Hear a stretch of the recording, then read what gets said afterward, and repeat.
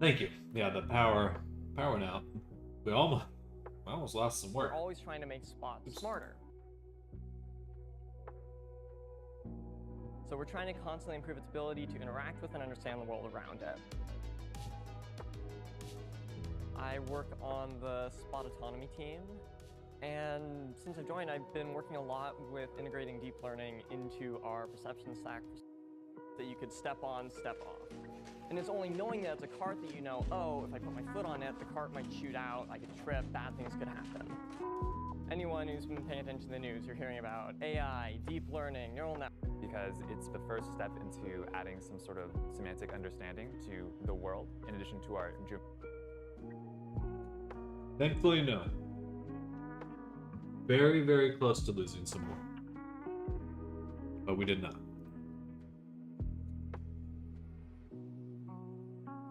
It got rid of my main file. It broke the main file, but I have a backup system, so which is nice because about 2 months ago I lost a whole day's worth of work. At one point, that made me want to cry, but no longer. No more.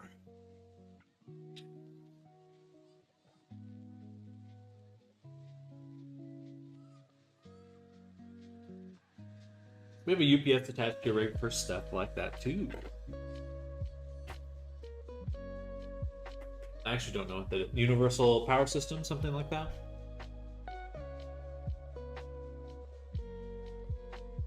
Mostly just a guess based on the name.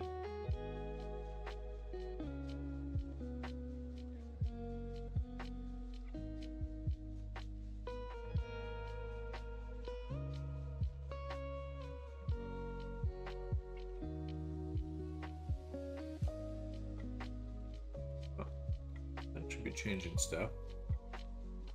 Change the scale there, but I can't change the rotation here. Oh no, it is changing. But, oh, it's changing this pivot point. This one. Okay. So I do want to rotate 180 degrees, but the index should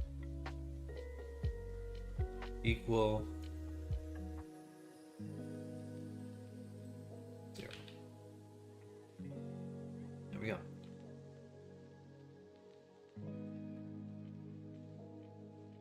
Uninterruptible power supply. It's a big power strip with battery on it to keep your PC alive for 5 to 10 minutes so you can gracefully power down. And the wattage needed, they're 100 to 150 USD. Well, that sounds like a worthy investment. Which is funny because I moved to this place and they were telling me, oh, you know, we're on the hospital power grid. Like, the power never goes out here. And now it's happened twice in the last 2 months.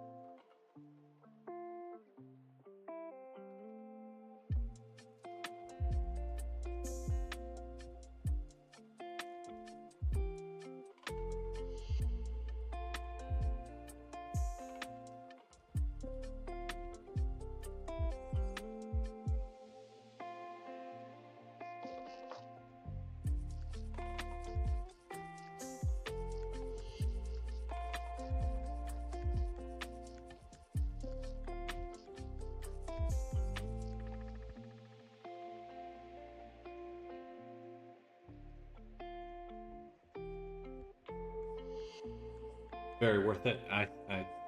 I'm convinced just based on what you've told me. That would certainly make a huge difference.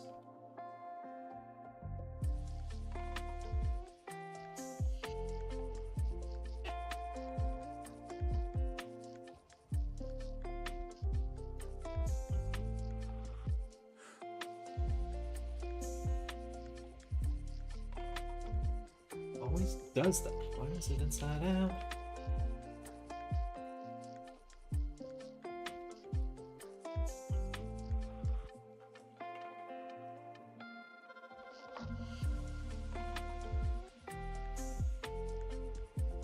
Perfect. So now we can join the suspender together.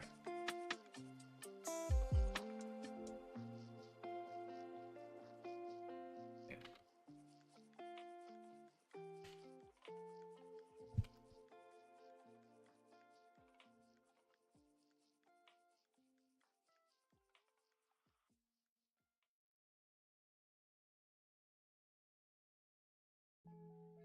Best Buy sells them. You wouldn't want to plug like 3 monitors, a bunch of powered monitor speakers, another stuff to it for your main rig and monitor, so you can interact, close program, power off, and event outage.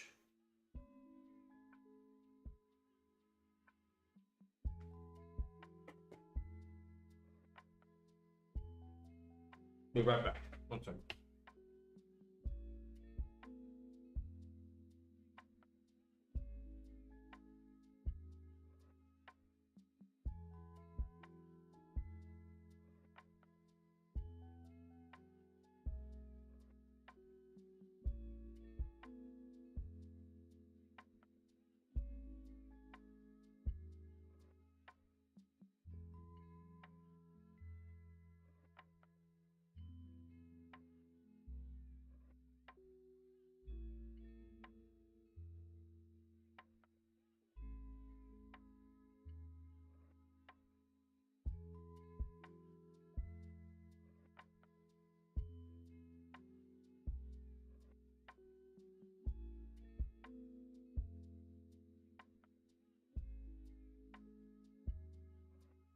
Music stuff?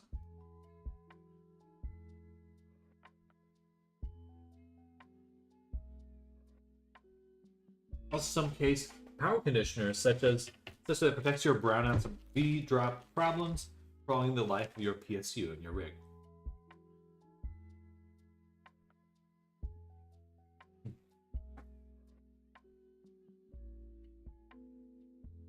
Well, I do feel that at some point my computer is definitely going to crap out.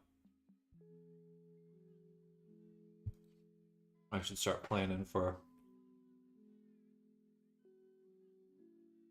some changes.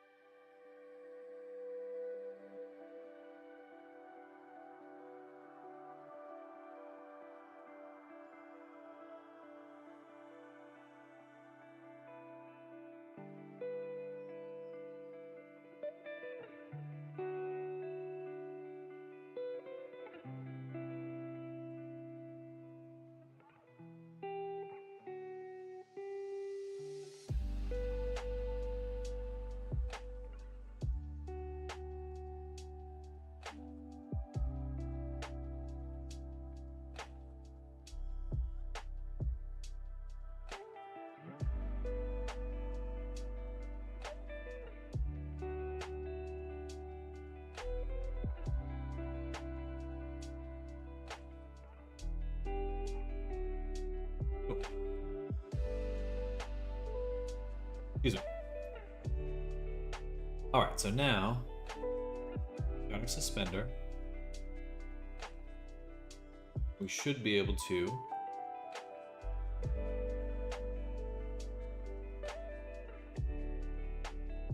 go ahead and geo to UV position.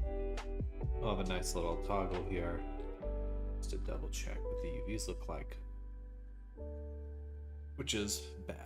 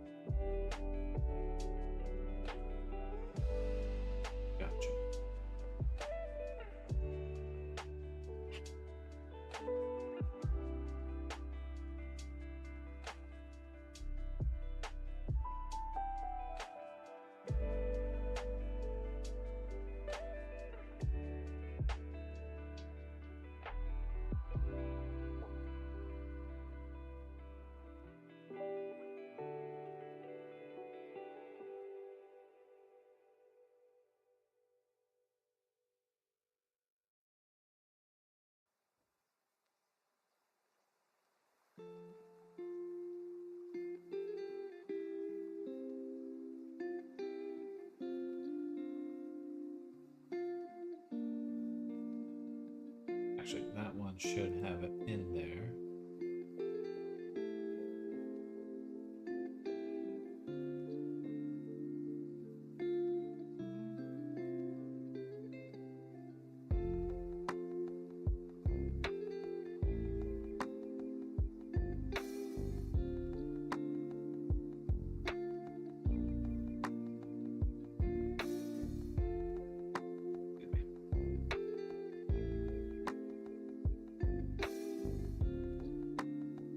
I need to adjust this one. Scale bounding box B to bounding box A.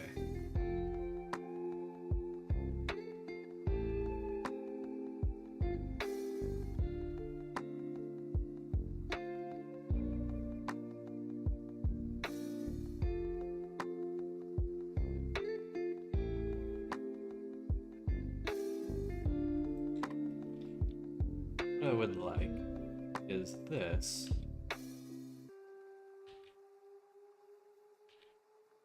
Encapsulated. So this should be scale UV.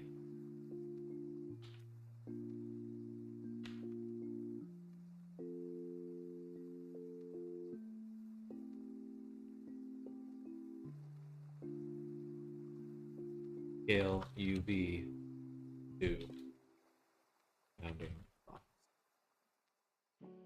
And here, this should be 0, 0, 0, 0. Oh, not 0.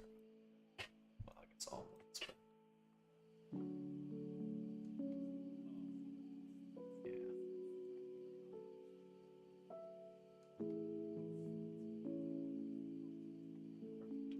Okay.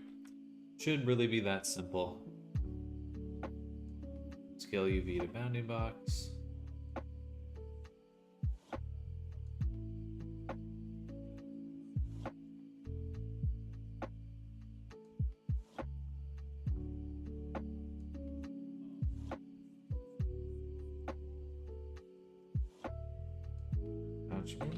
Oh, UV.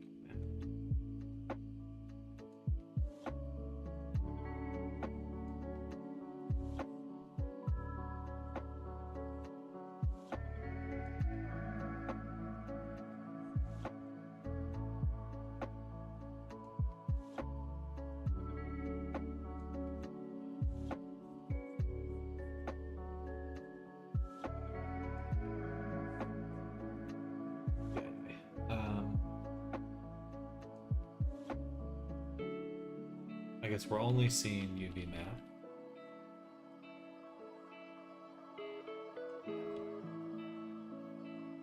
We're adjusting UV map here.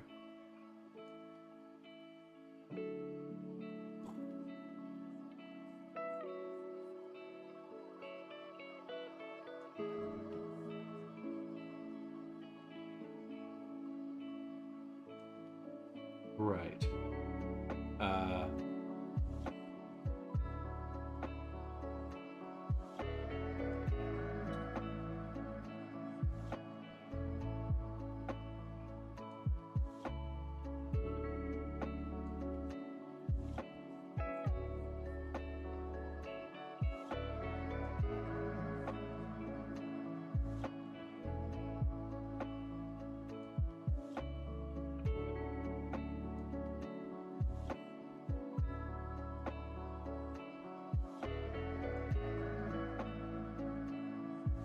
So this is what we're missing here.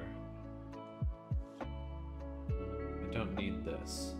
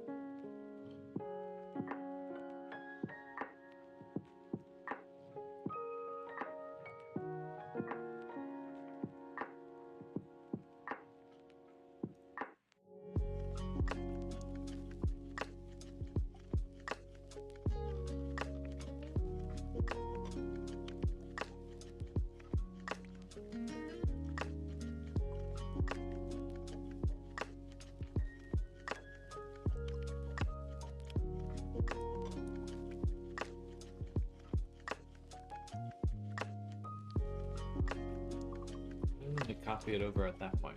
But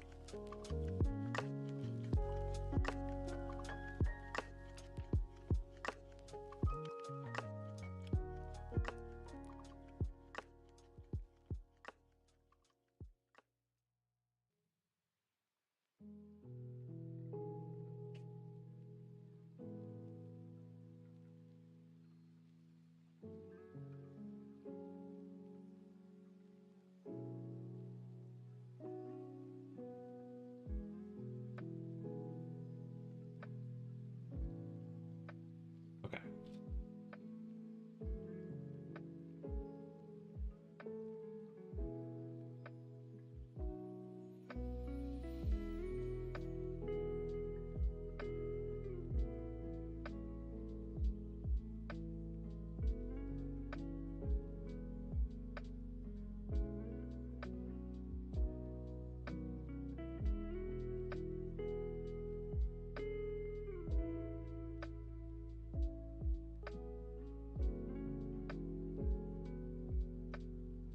Okay.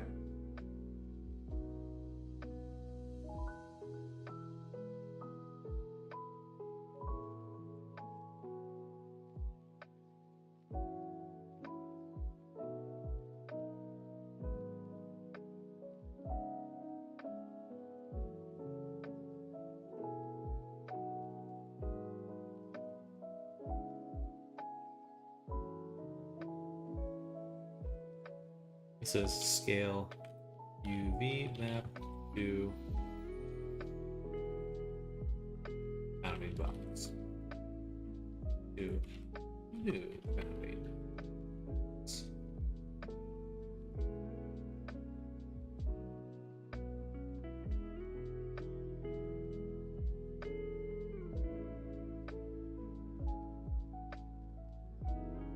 By default, I would want a max to be once. Scale UV map to new bounding box. Okay. Think of much better names than this at some point. So scale UV map to new bounding box. So we take the geo, plug that in. Now we can adjust.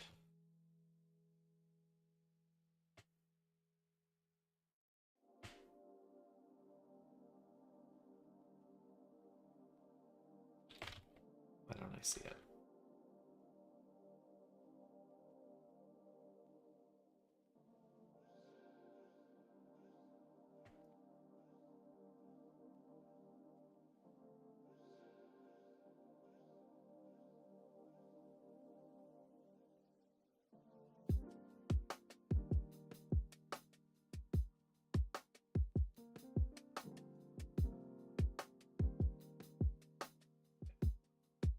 See it there.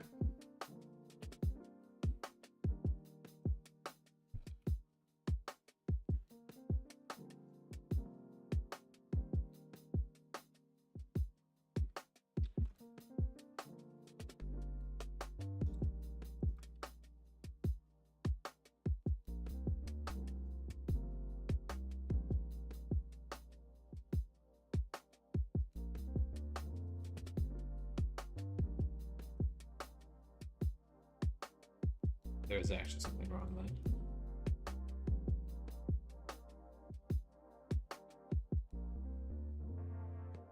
We get the geometry.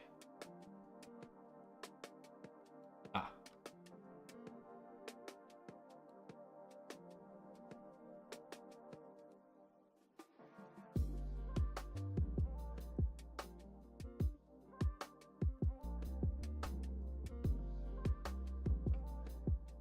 Okay, that is exactly what we'd like. Hello, Arctic.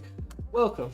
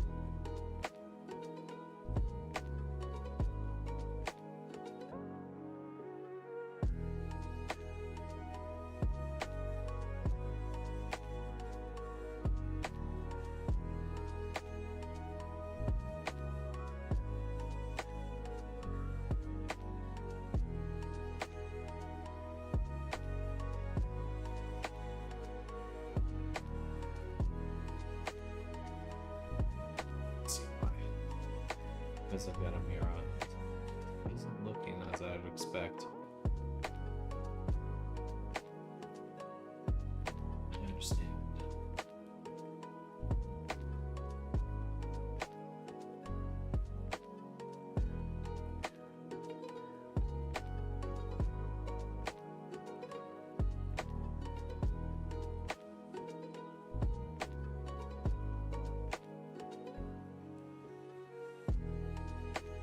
Why with and then without?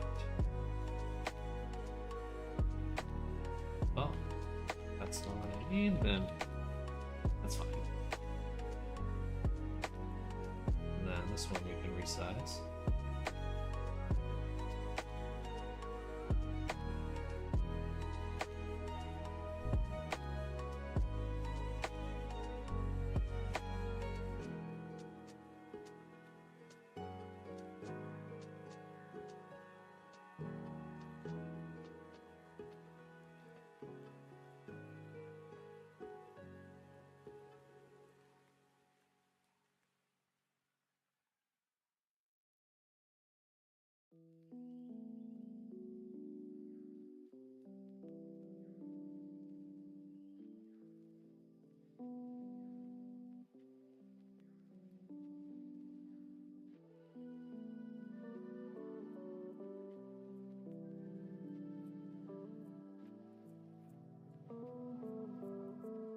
Don't want it touching the edges.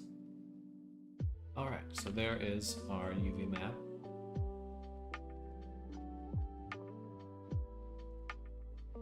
This one's the curve. This one's the actual little belt buckle.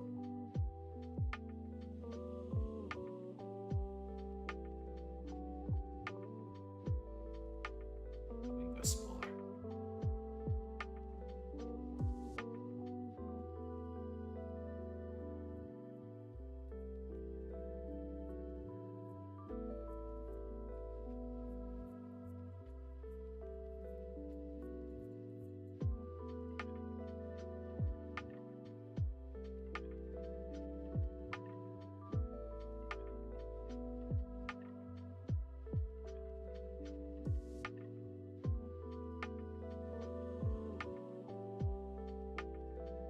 Should have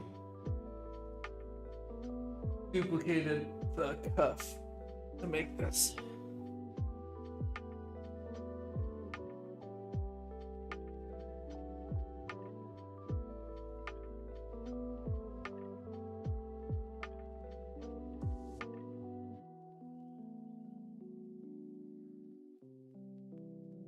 Okay. So now we've got the UV map. And then we would like to scale UV bounding box.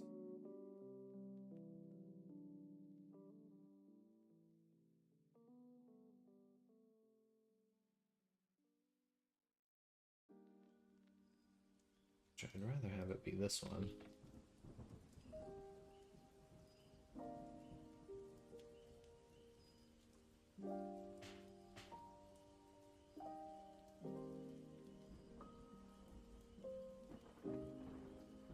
Wait, why would that happen?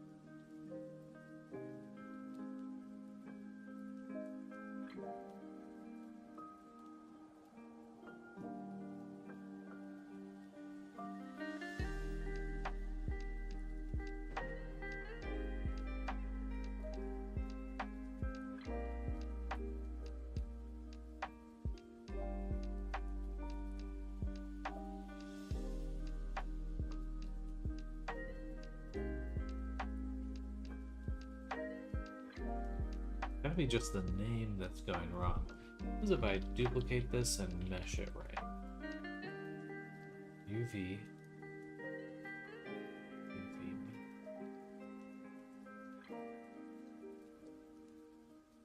Awesome. Whack.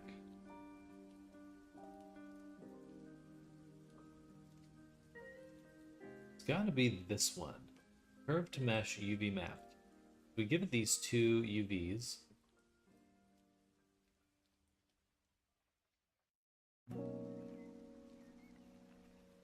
UV mapped curve. Maybe I want this one instead.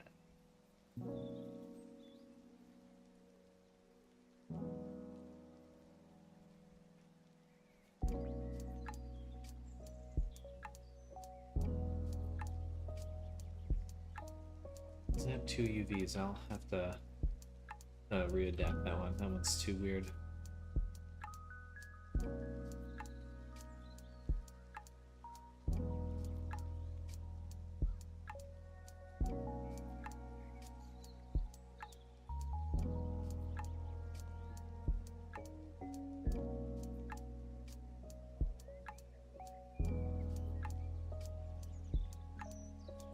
Perfect.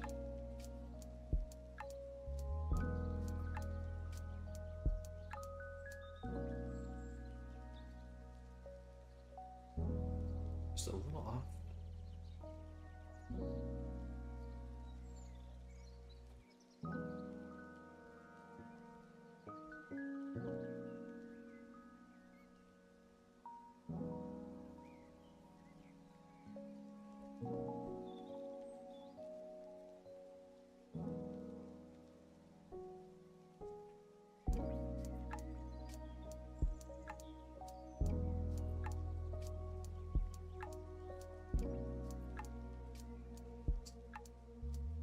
I'm stopping.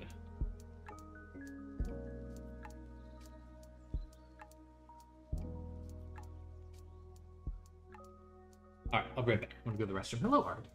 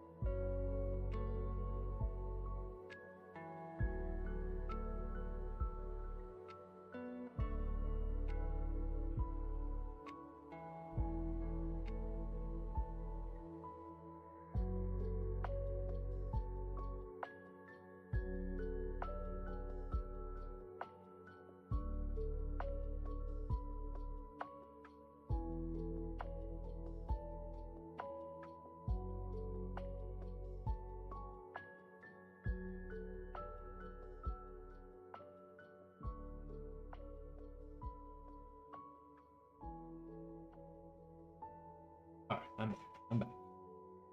Alright, so I was thinking about it.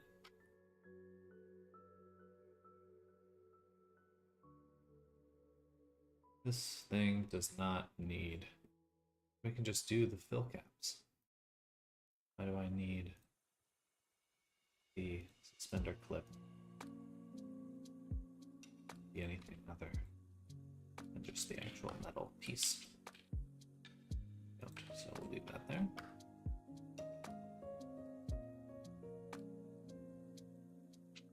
We go back to our trim.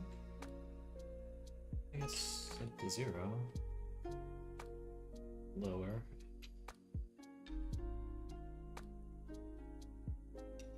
Okay, but that'll make things a lot simpler. If it actually fills the curve.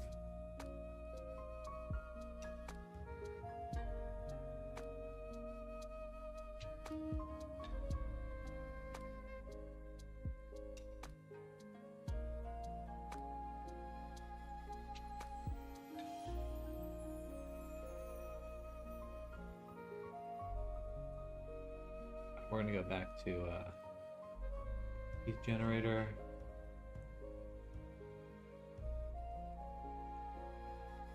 Where's that one?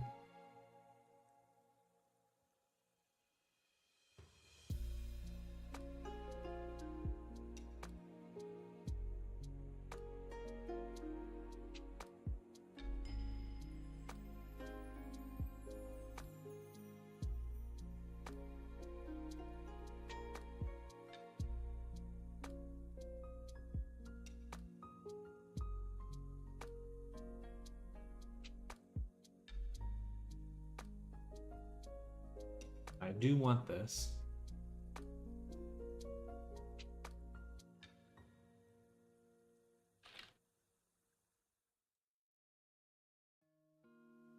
Just gonna add a switch here.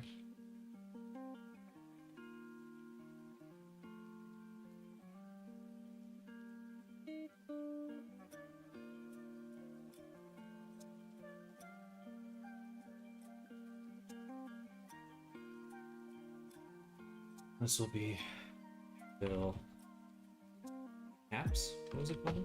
Fill caps? Ends? Fill caps, yeah.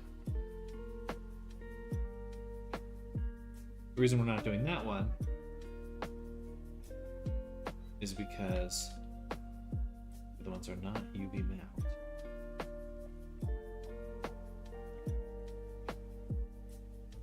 These ones are UV mount, though. Okay.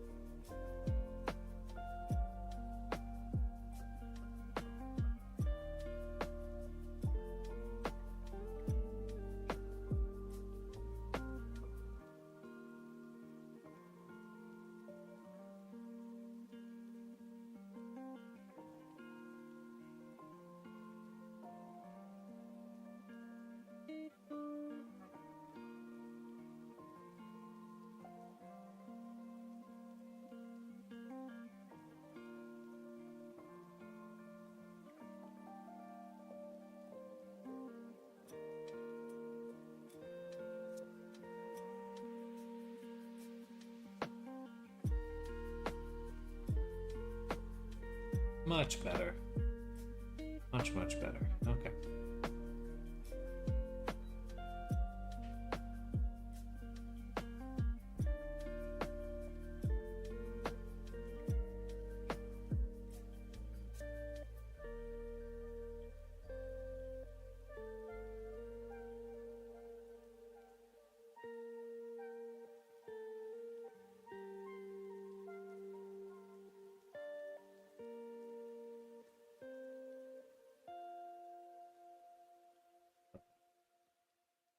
Because I had that selected.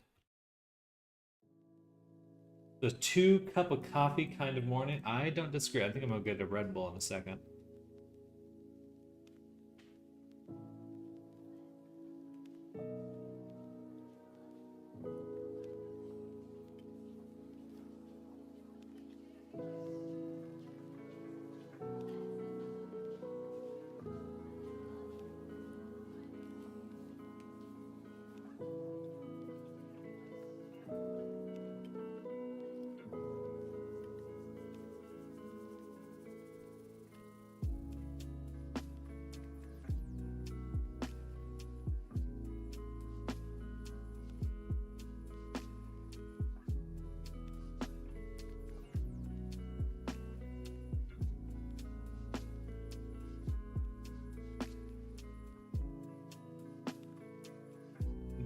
position. That should work.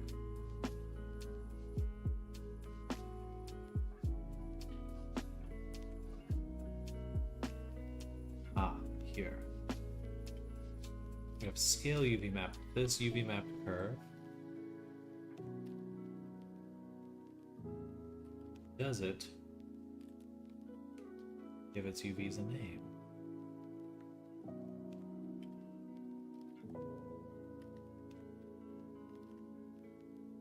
Sure looks like it does.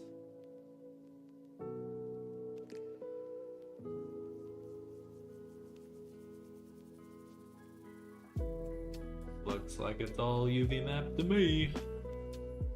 Picnic a basket. I'll be right back.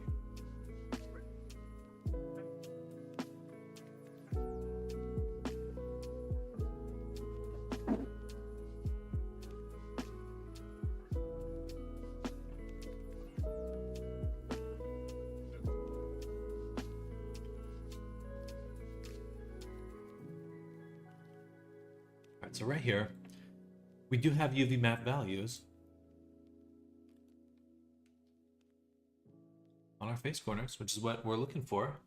And it's just UV map.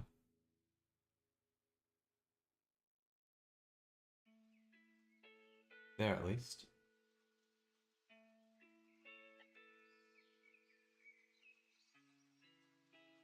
Should be able to move this. Unless I'm reviewing the full enchilada. Sure looks like I am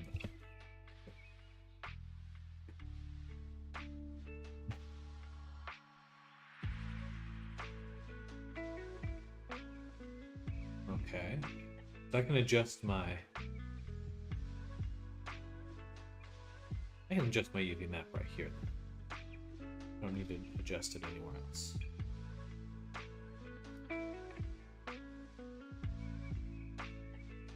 That's what always confuses me about this.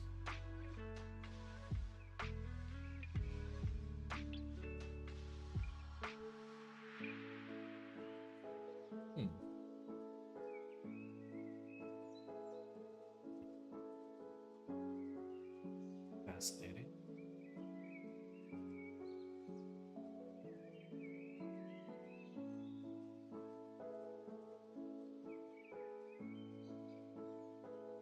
Right. Okay. Those are the caps.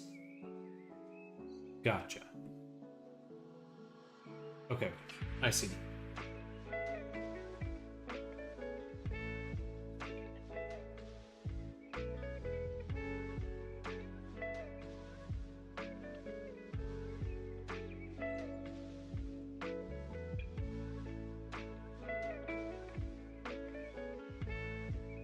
Should be right there. Yeah, I mean that's pretty much it exactly.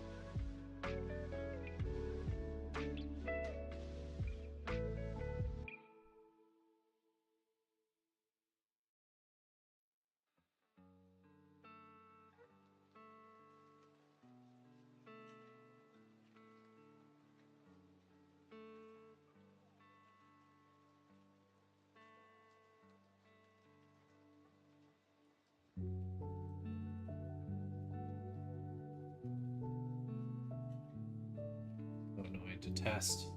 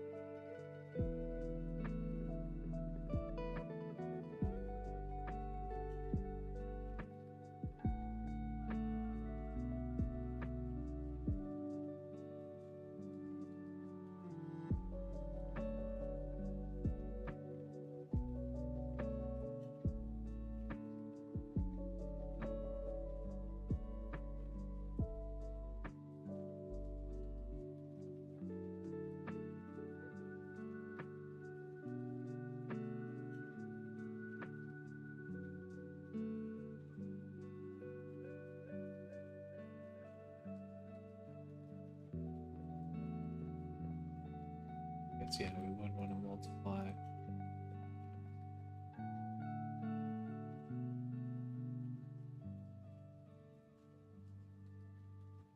Okay.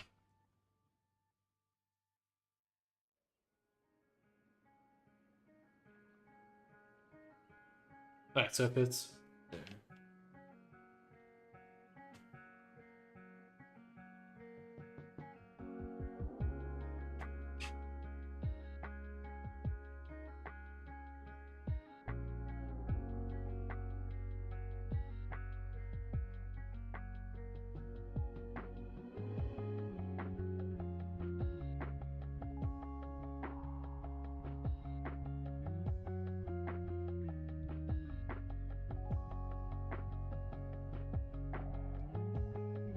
Doesn't scale out. This is how much we're bringing it down. Okay.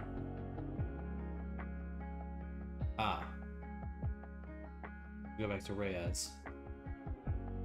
And I turn this back up to 1.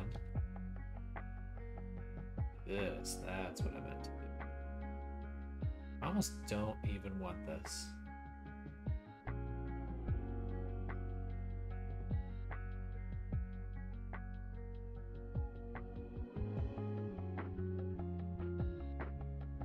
It's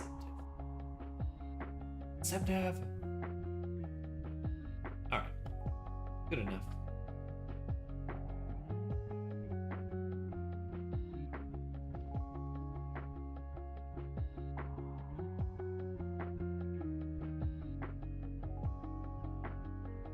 Okay, good stuff.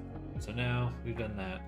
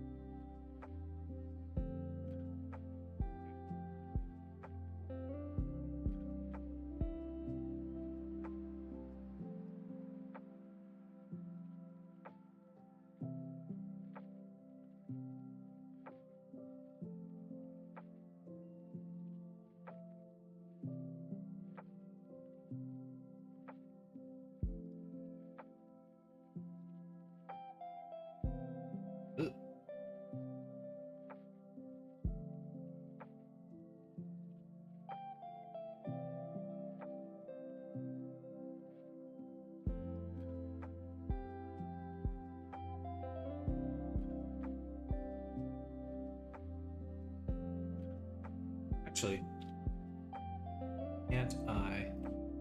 Why do I have to realize here? I don't have to realize that. I can just do this based on selection.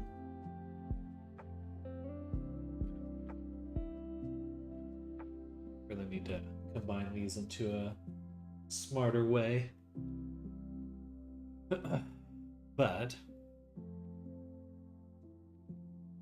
this is the only one that has a selection.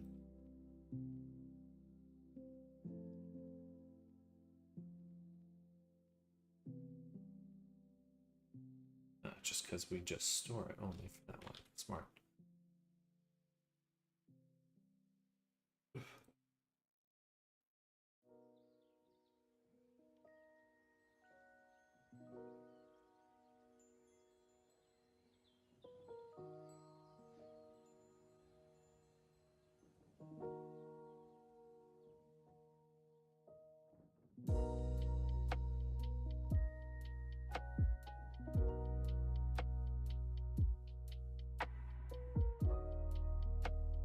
The reason I keep going back between these files is because I'm trying to make geometry nodes that I'll be able to reuse a bunch. So I'm going back to the file that I'm saving them in, working on them, changing them, and use them in other files or folders.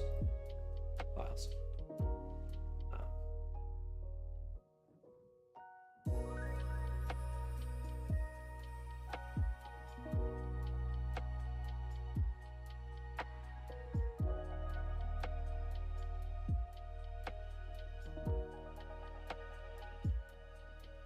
So this is still giving me just that single point. Understand. I do not understand.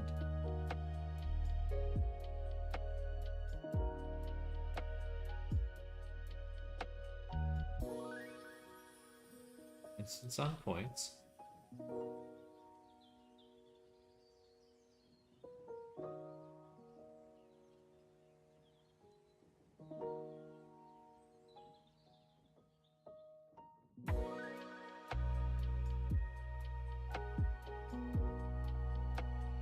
Clearly, I can adjust individual properties. Ah, that's what I need. Mesh island. That'll work for this one. That's not what I'd want to do.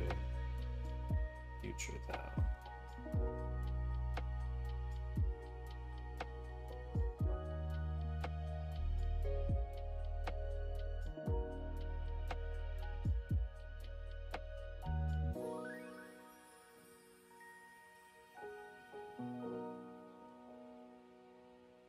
There should be another one though, right?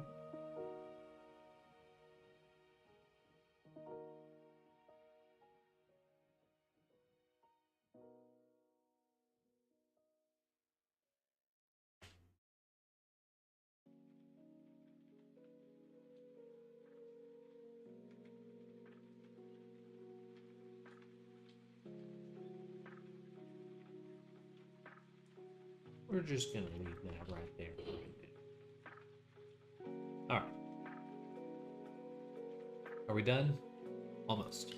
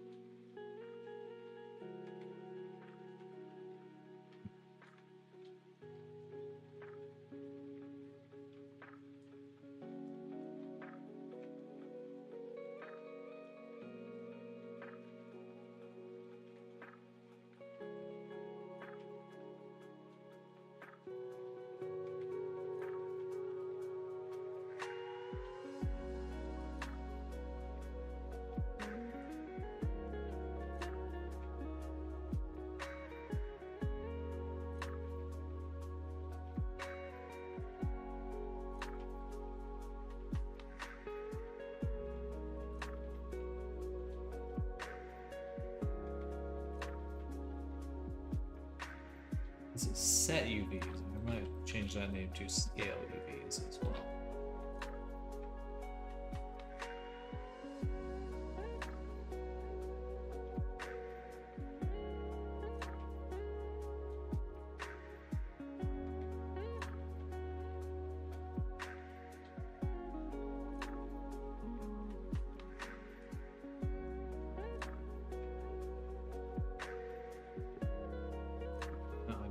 my default value.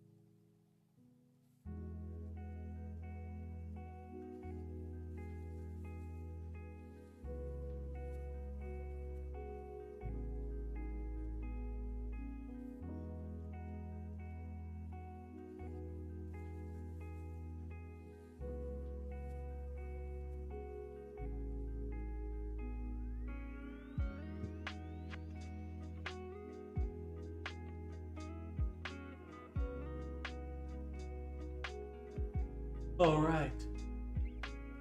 So now we've got the UVs set up. We can map them in. Let's just make a few more details to make them a little bit higher poly.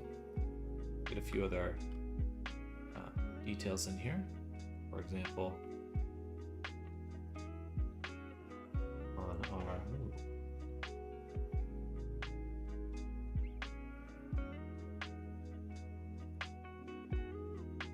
I accidentally reset those strap positions.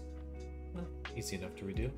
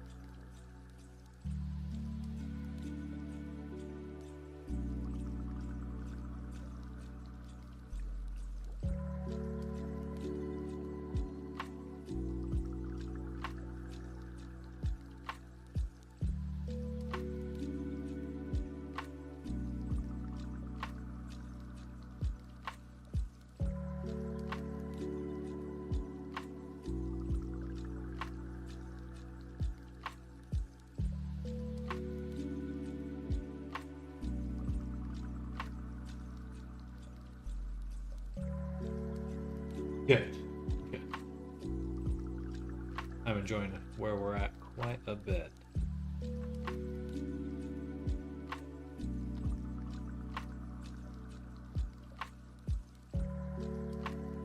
Everything I learn just makes me feel so much. Oh. Powerball! About to enter a new level.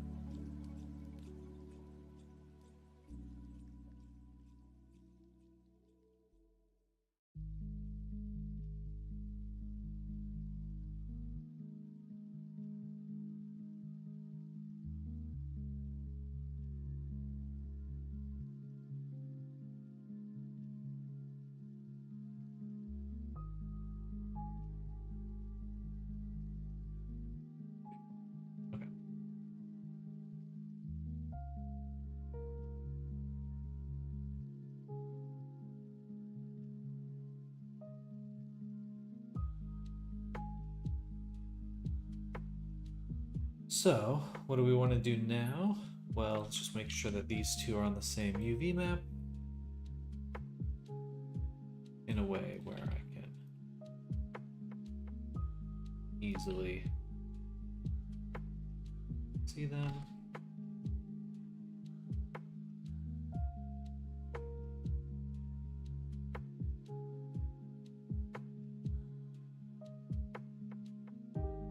So we get the segment up here, we get the whole curve. It's pretty good.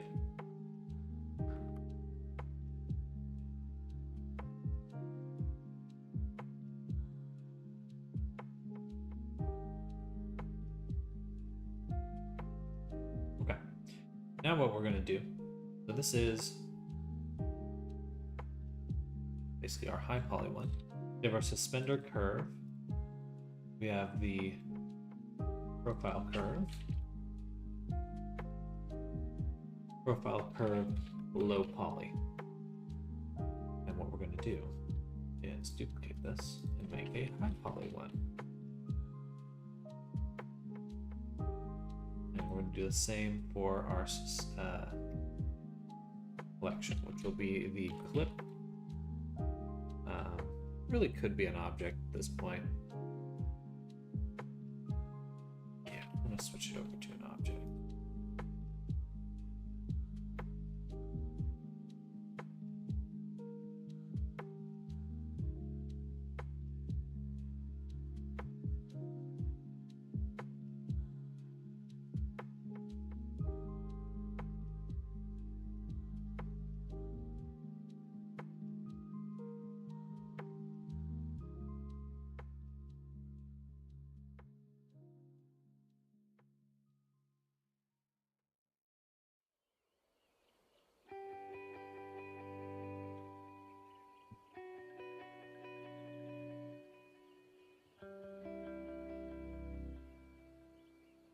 And again, this will be the clip low poly. We'll duplicate. Clip high poly. Alright, so what are these going to do? Well, first is we're going to introduce a few switches. These do switch just geometry, so we're going to pull these back. We'll have one for each of these.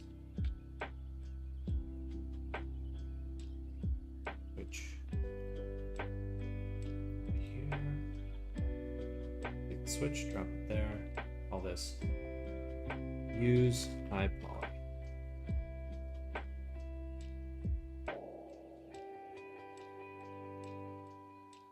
High poly.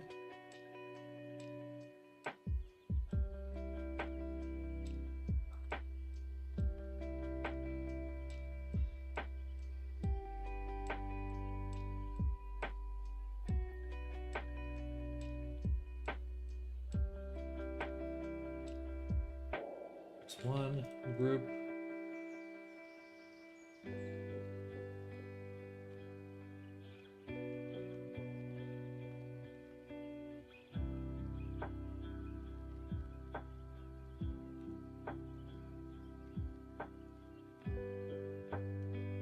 Okay. Now we'll make the actual high poly objects. I'll take this one, move it over. Move it over. So for this, first things first. Cuts.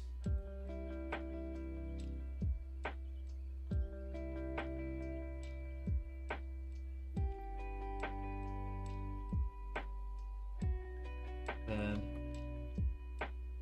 we'll grab some of these edges.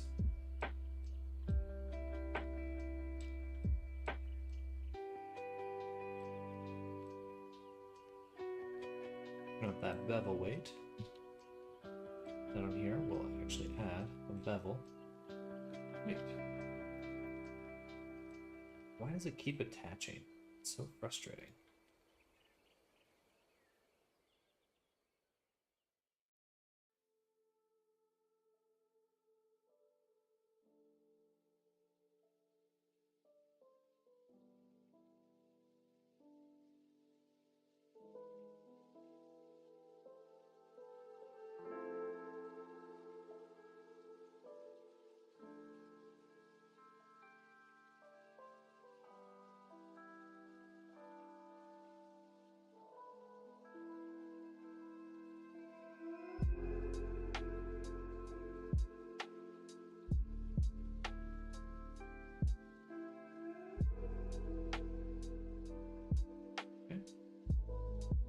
high poly clip.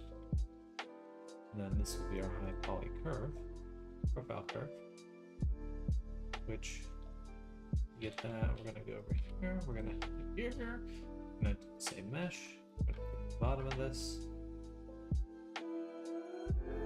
invert, turn this into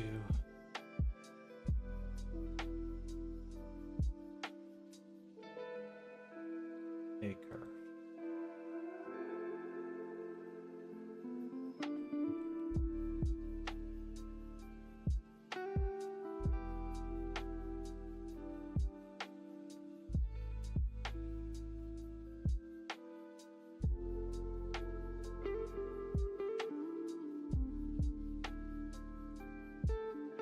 Alright.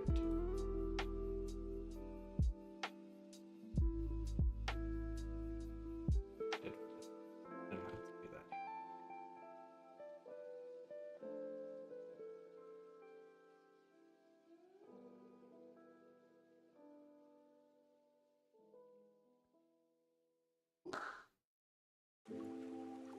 Well,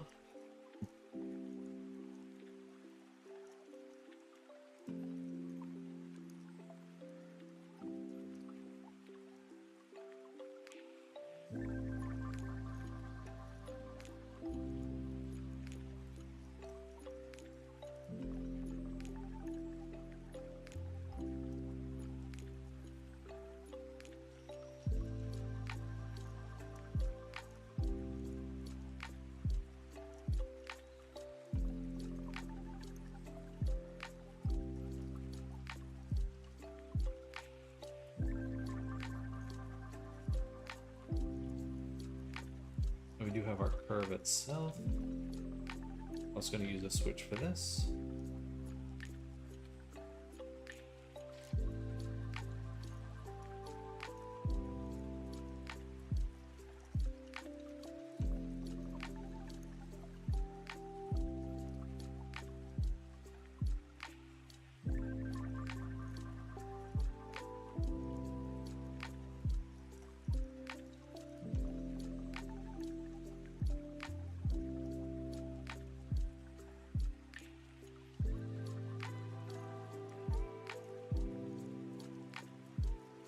I don't resample at any other point. Ah, no, I do. I resample right there.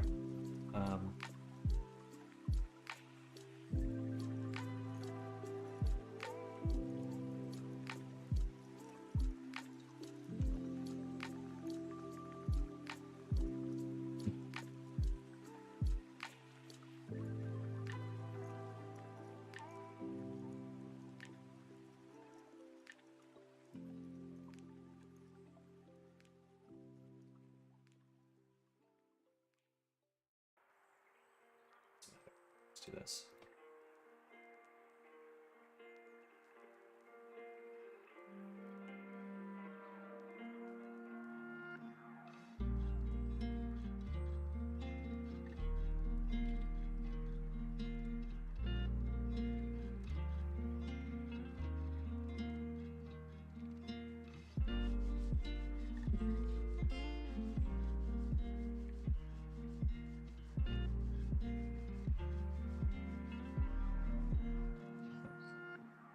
How does it flip the... I'm so confused. What about it is causing it to be inside out one way and then inside out, not inside out the other?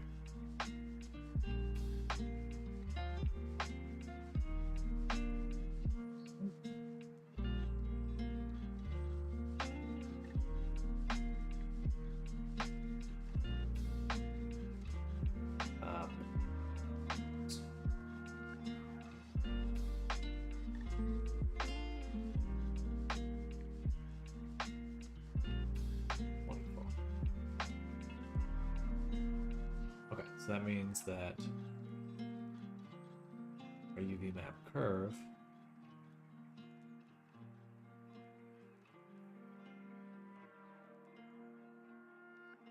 needs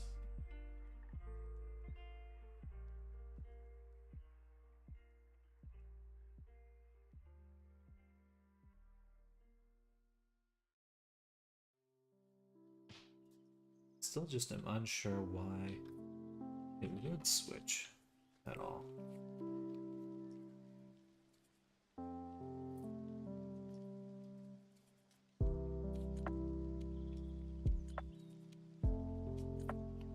Call this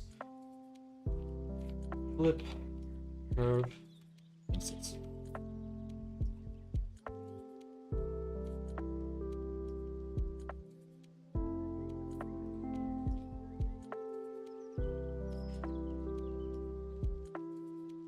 All right.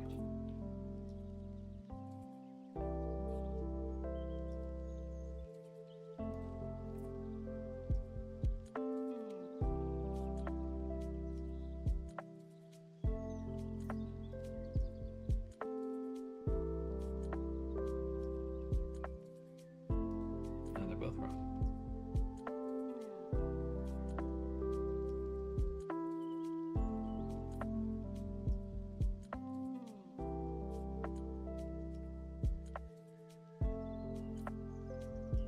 Beautiful. Okay, so there's more we can do now.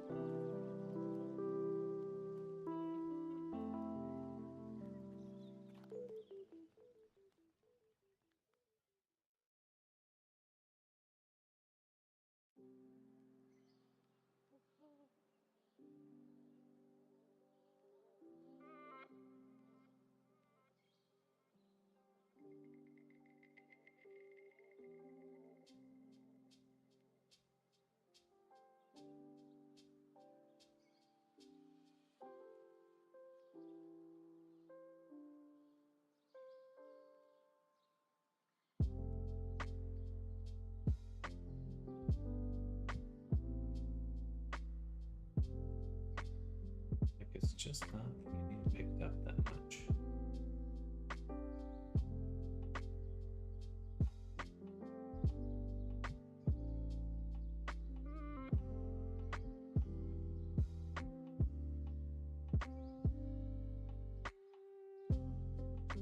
I don't need to subdivide it that way.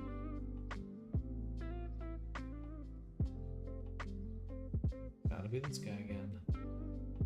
Must mean that we're resampling the profile at some point.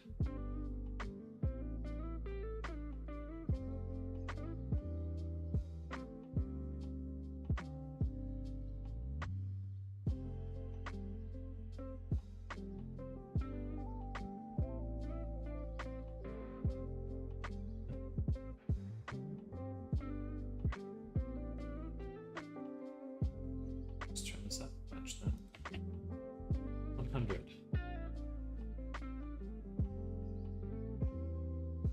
It's not changing anything. So it has to be getting resampled at some. But because if I subdivide it here, we see it. Elsewhere we do not. Really.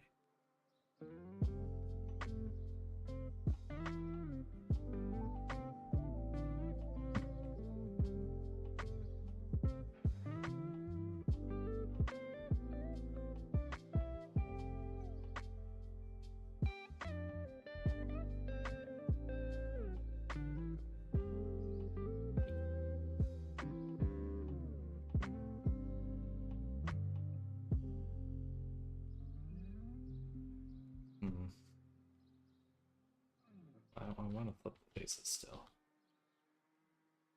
I don't want to get rid of that. What I don't want to do.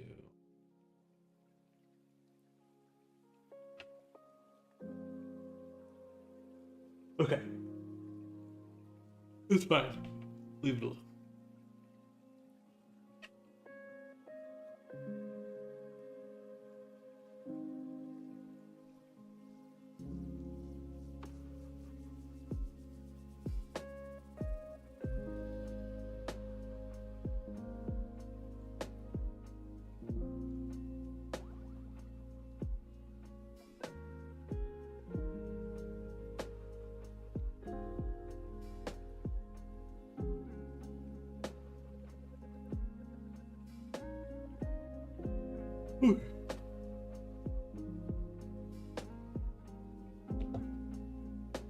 Algorithms, baby.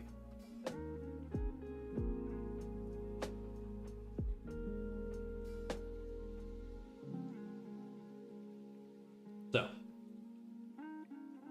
a little bit more to do.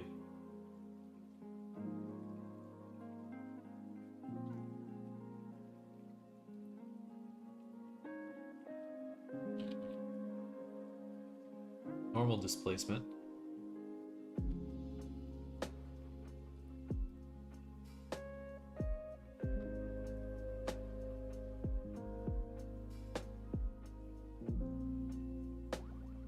Which is all fine.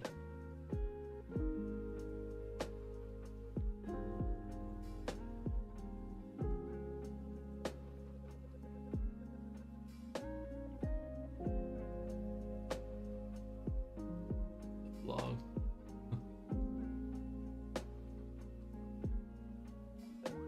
Where's my cage?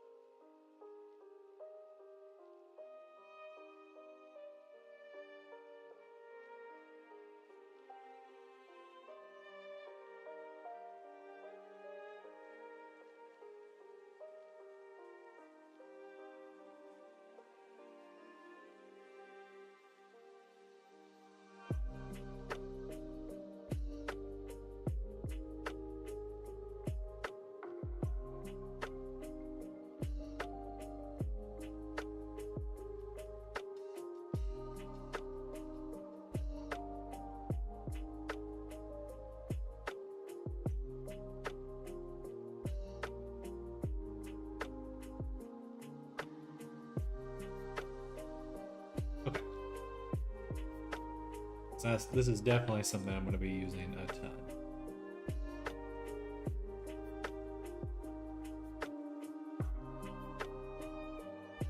As well make the perfect one for it.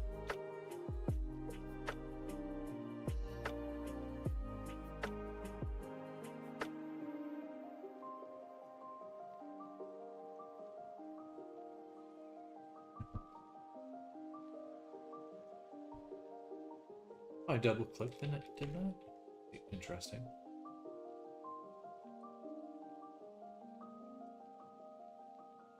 Okay, so now, where are we at? Pretty close to done, actually.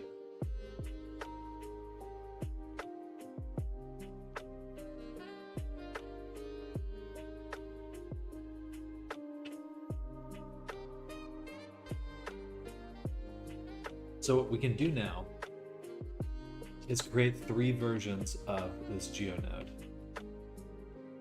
We've got the one right here, suspender high poly. I will duplicate. Call this suspender low poly. And put this into clothing low poly. Then I'll take this one, I will duplicate it. Call this suspender cage. Turn off high poly, turn on cage, set it to 0.01 or something, 0.001, something like that, and drop that down into clothing page. Now, we'll go to clothing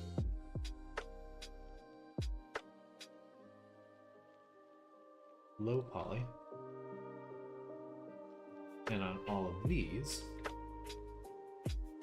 I can UV editing. Now we've got this guy in the mix over here.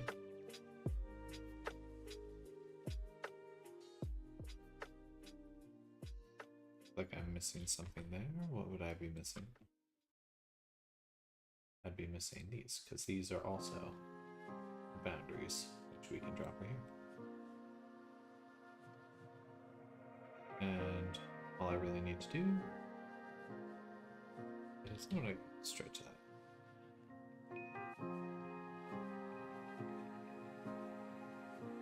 Now I have to tell it. Don't rotate this. Don't rotate that.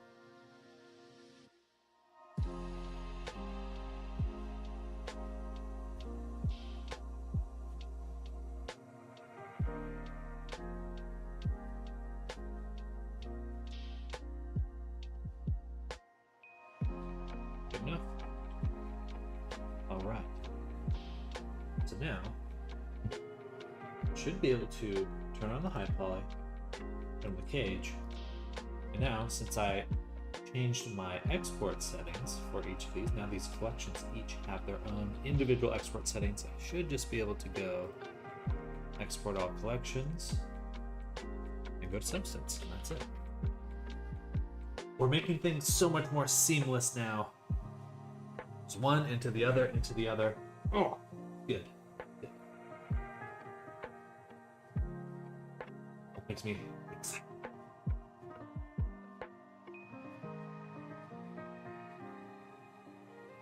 Workflow is going to be so well defined. I think so.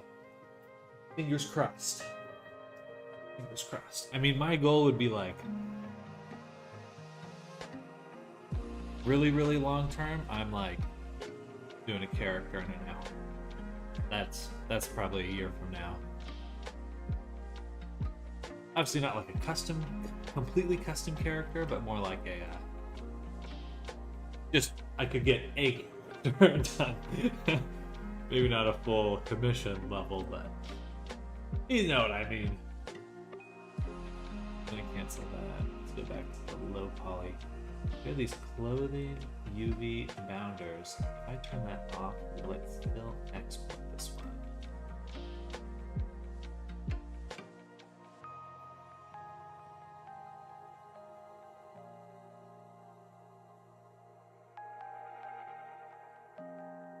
And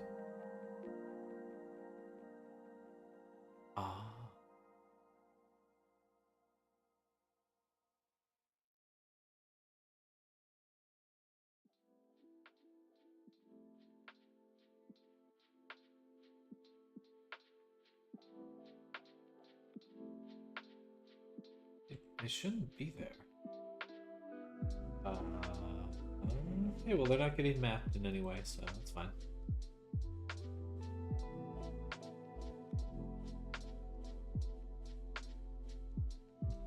Baking.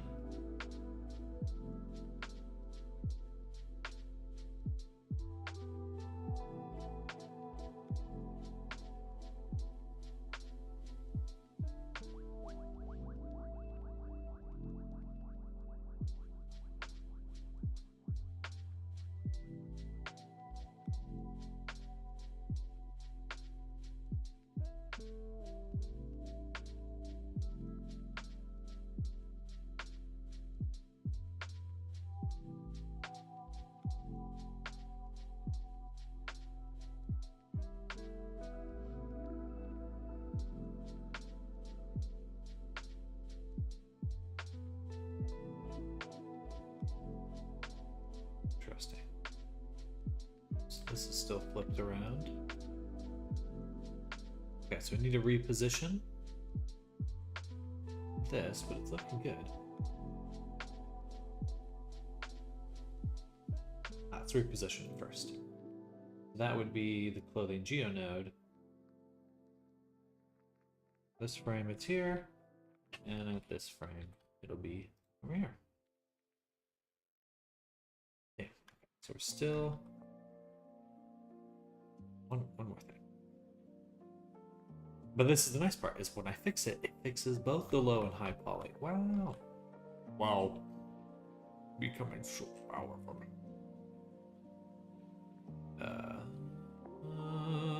that was... Okay, well yeah, I see why I'm doing it, because we got rid of the rotate instances. Which was foolish. We only want to rotate index.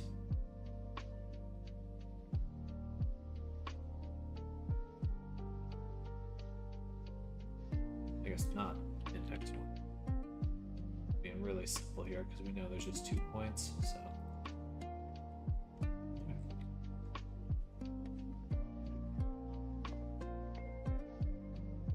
Perfect. What is this?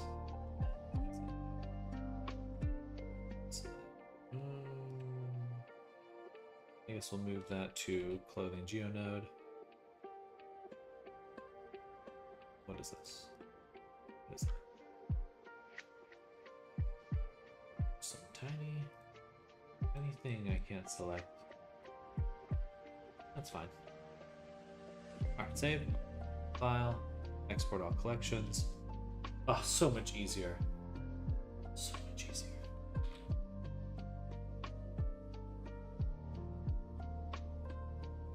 Even that alone, that one change of moving everything into exportable collections, like that's hours worth of work over the course of a week.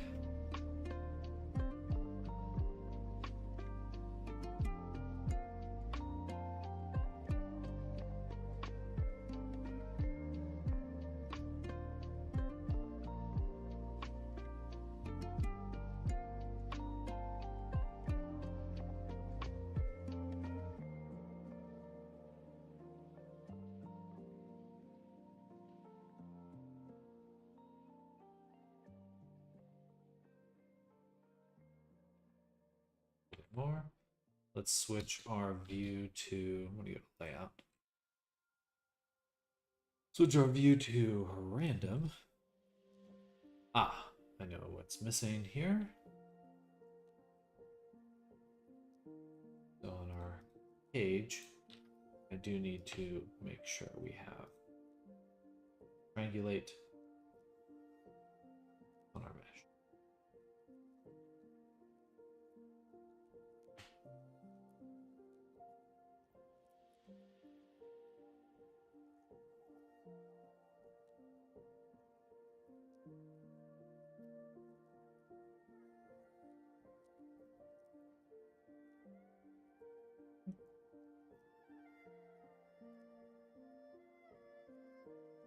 I'll actually remove FBX from the GLTF for my quick favorites here. Leave an Auto Rig Pro, but I will add export all collections.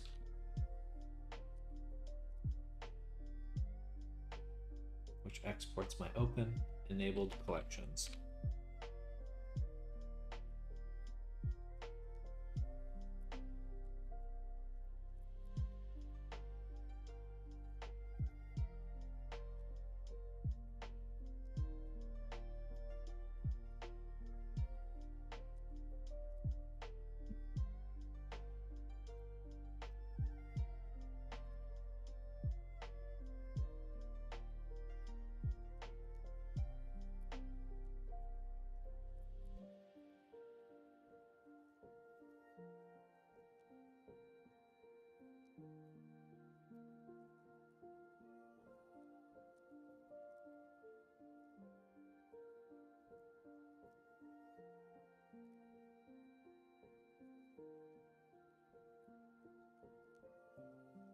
Looks like there's a few more things that need fixing, but start with, oh, interesting. Ah, let's see. These ones here. Okay, so despite these being enabled, they are actually getting exported. Or disabled, I should say.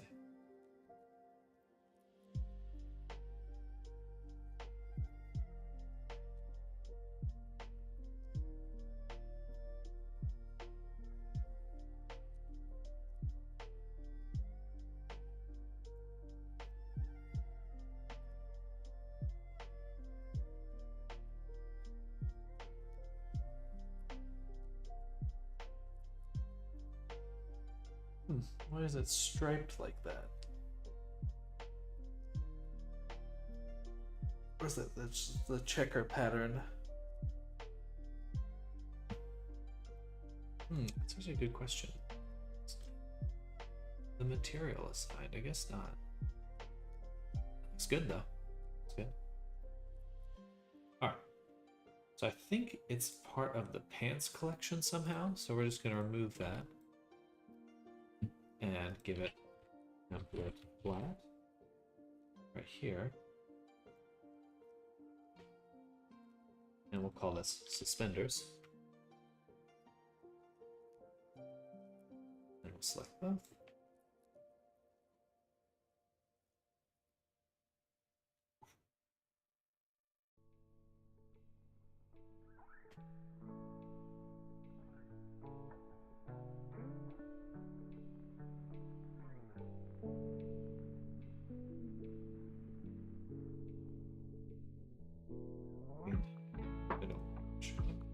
Just gonna save.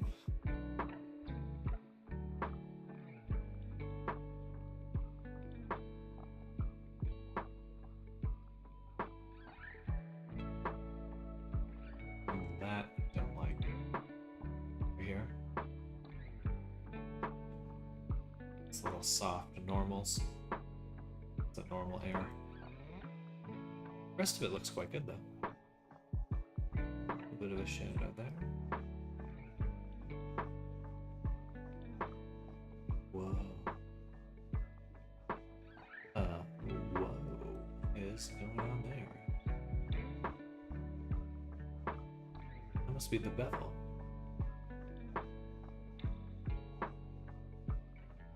Oh, no, they're all.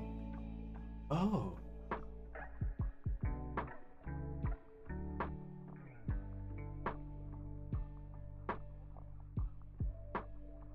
Well, that has to be the bevel modifier.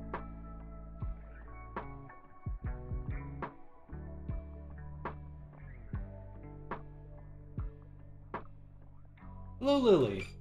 Working on a project right now. I'm gonna make this blow up no matter what, but we kind of have to finish the demo first before I can reveal more. Well, that's exciting, Lily. Working on a video game of some sort.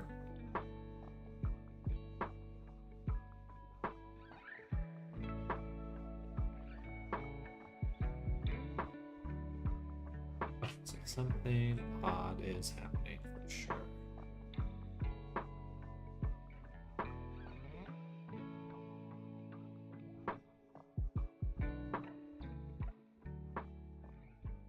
Okay, heck yeah.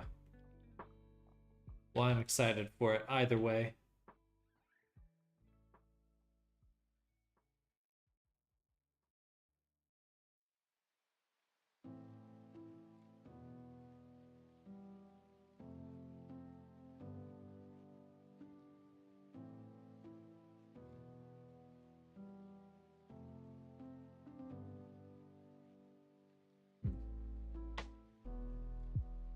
Need to be able to check it somehow.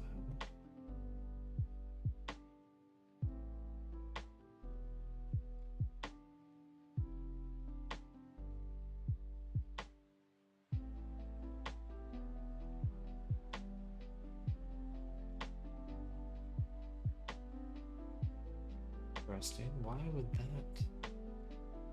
Why would the merge by distance be?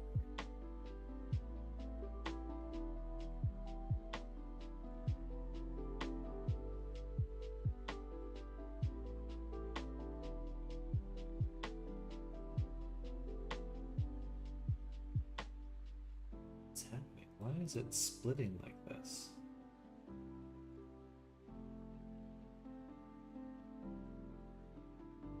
Oh. Okay. That's fine. Use high poly. No, don't use high poly. Gotcha. I see. Looks like the low poly had been set to using the high poly.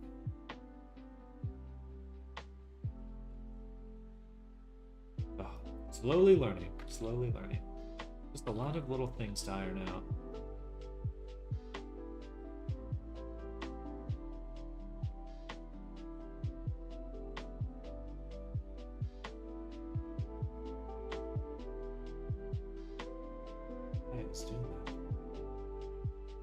Didn't start studying what I'm studying for no reason. You have to remind me what you're studying.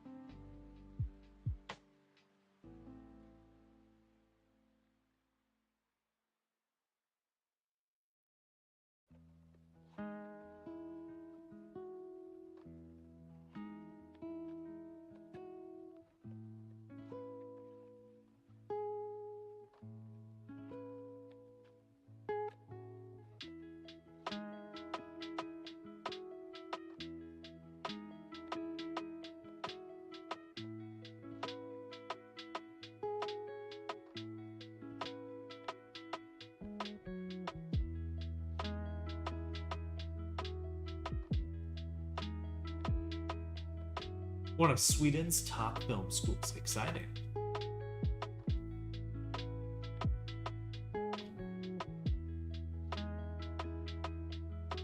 I've always thought VR was a really good place for virtual production. It is the place. It will be the place, no matter what, long term. But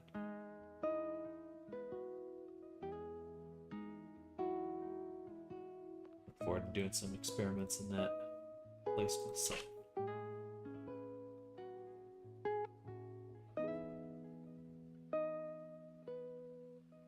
Hit it with the curve combo.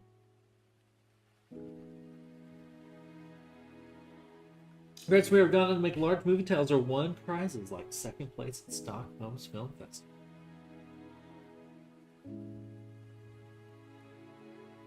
There we go.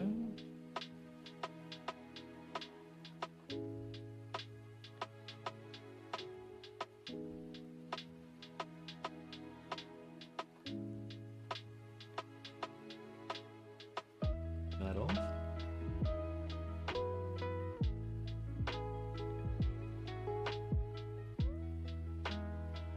I think we could make it a little bit bigger. Well, I don't know. That seems like an appropriate size. Just kind of soft, really. Ugh.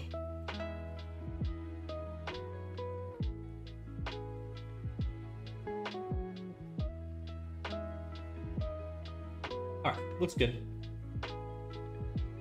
And we're gonna go here.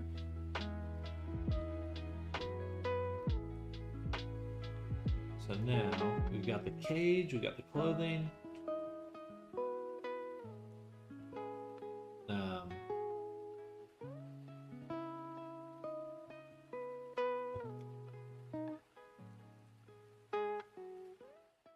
Much more clothing to be making.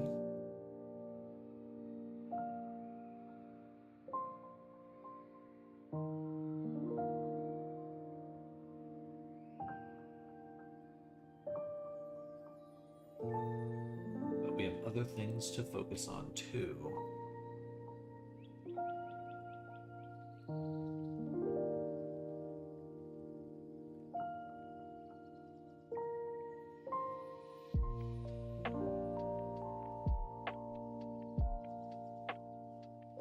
There we go.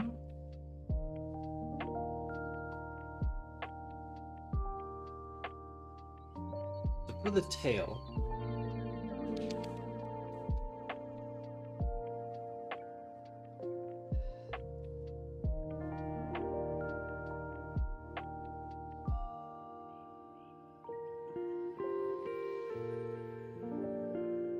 trying to find a good tail shader. There was one I think would good fit, but I just have to remember how it's done.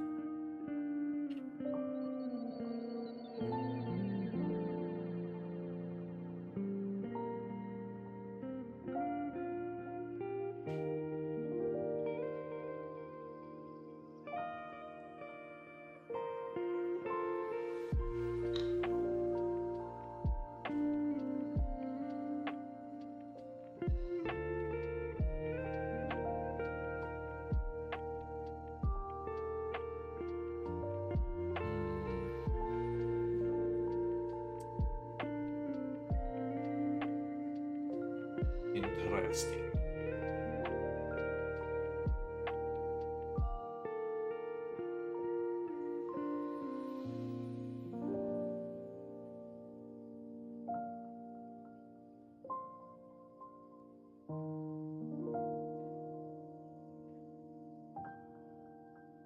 I'd rather let's see. Open up Unity really quick.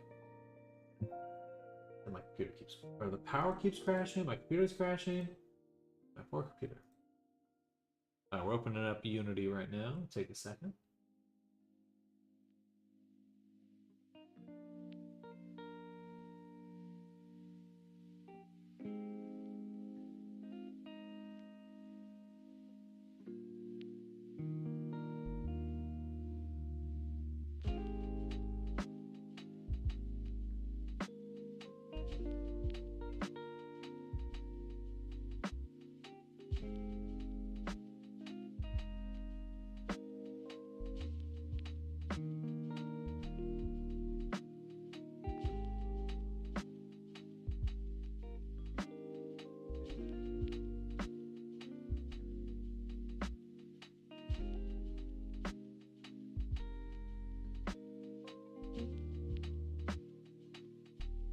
Loading.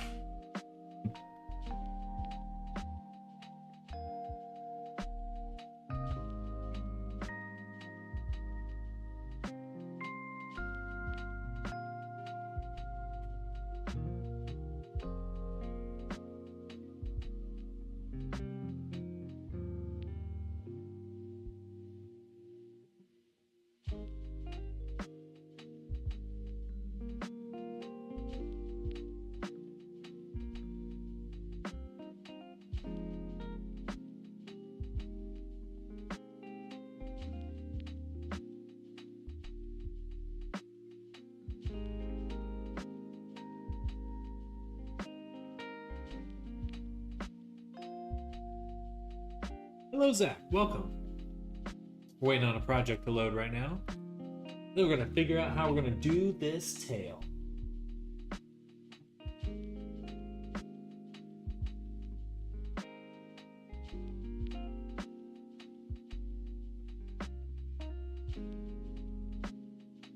Okay, here we go.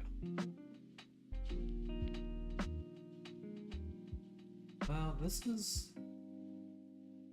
Ah. Well, that's not a bad way to do it.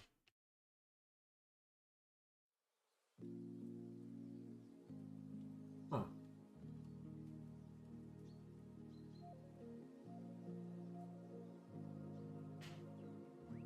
Okay. Very light on polygons for being so fuzzy. I see how they're doing it. Make a backup copy.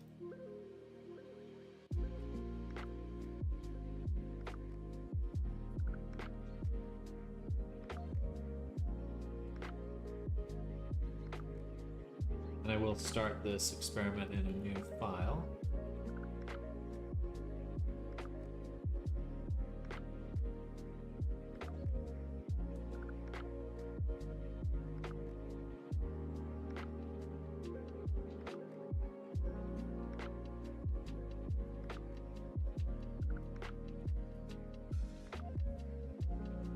First things first, we'll make a plane, delete it, then we will go to geometry. Alright, first things first, we are not taking in any input geometry. We are going to create a curved line.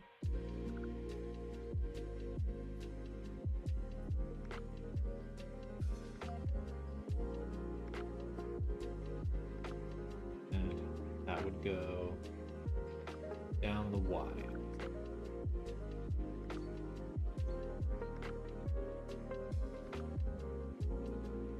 Points.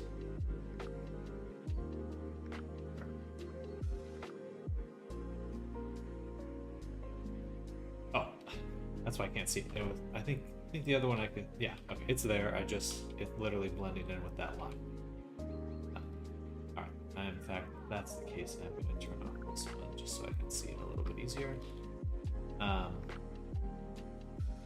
So what were they doing? What they were doing is they're using a bunch of little points. They're basically just using a bunch of little triangles or pyramids, and they're just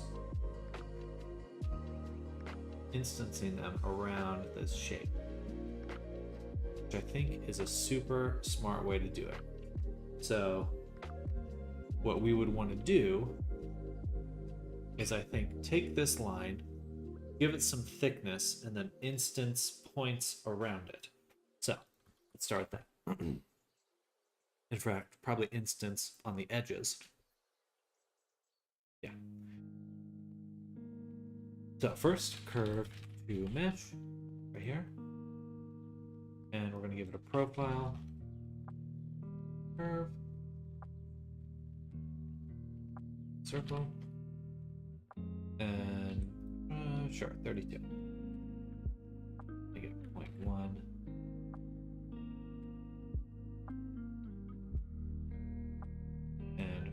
actually do something like that radius here, or here, after we resample.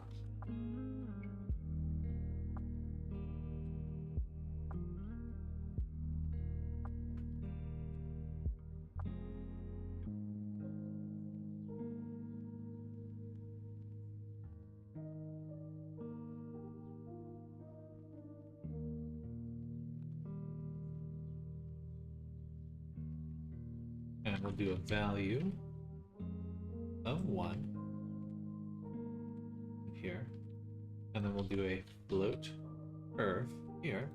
And this is very fun. Because we can actually control this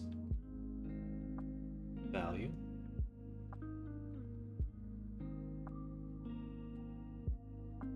Along with factor.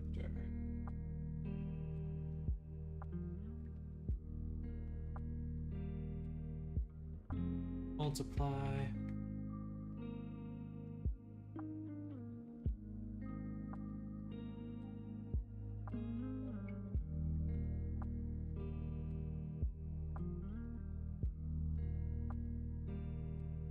Anyway, we should be able to make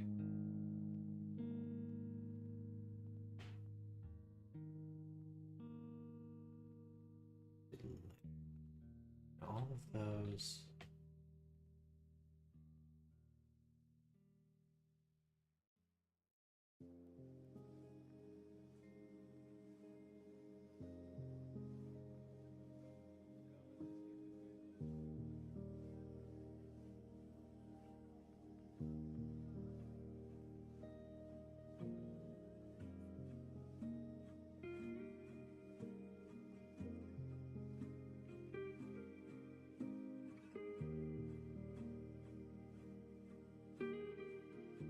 If I just do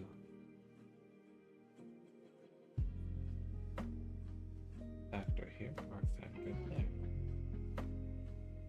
Guess it's gotta be this one, because that's the only thing looking right.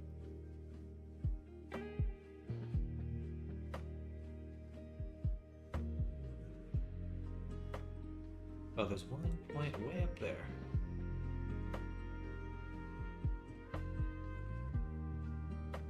Really hard to see.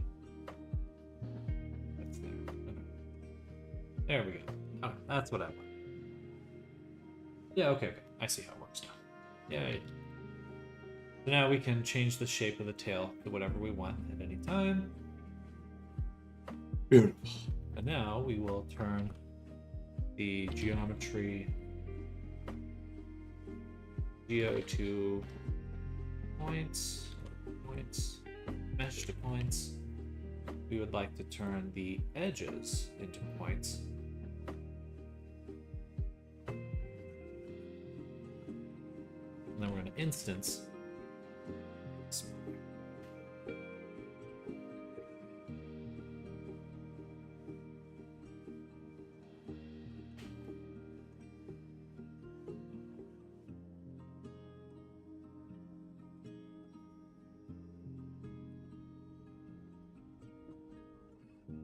Then if we resample, we'll get more.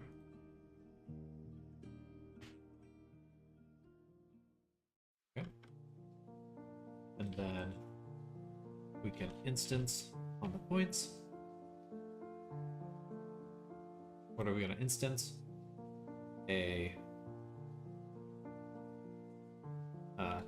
cone of 3 triangles, which we will, I guess we'll just do.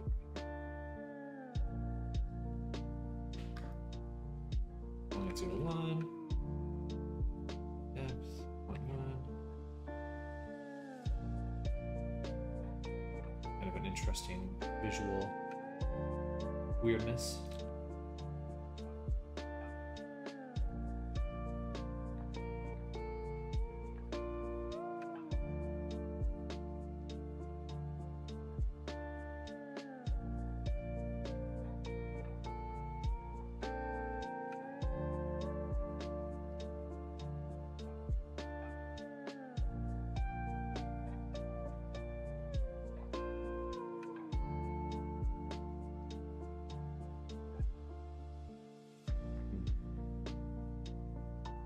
Okay.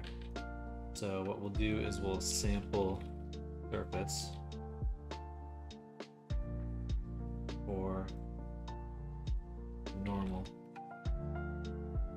and we'll put that into the rotation.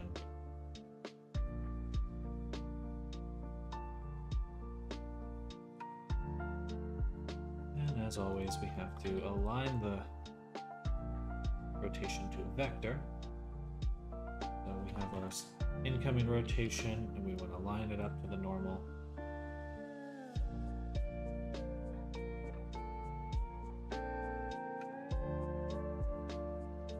And then in fact, we could align it also to the curve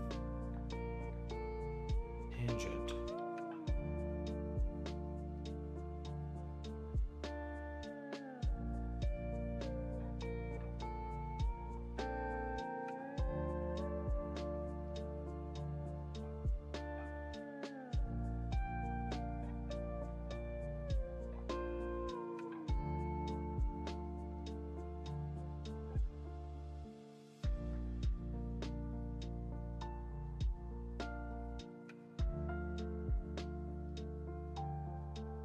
Not what I expected in the slightest.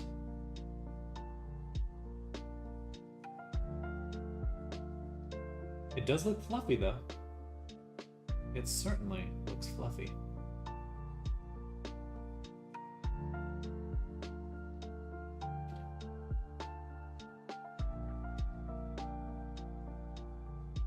Interesting. Okay, I don't think I need that for right now. We may come back to that. But what we can do instead is rotate instances. And that's all local.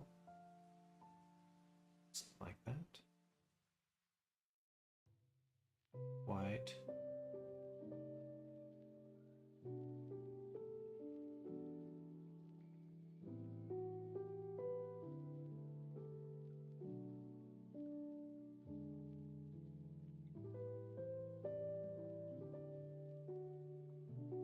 Sampled the normal.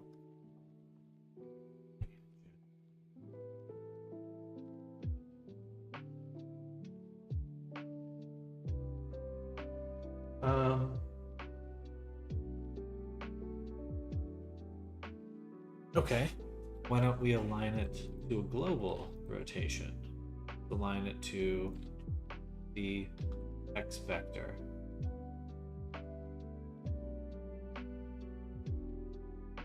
Or just re-rotate? Can't. So close though. It's very close.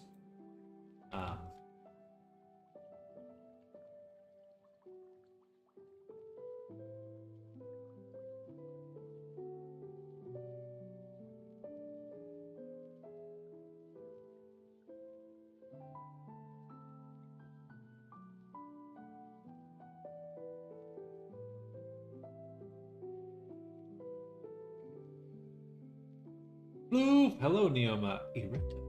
Where are we actually at? Stats. That is not... Wait. Portrait? Okay.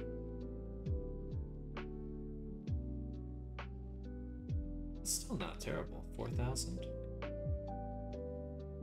Not too much. We're making some fluff right now.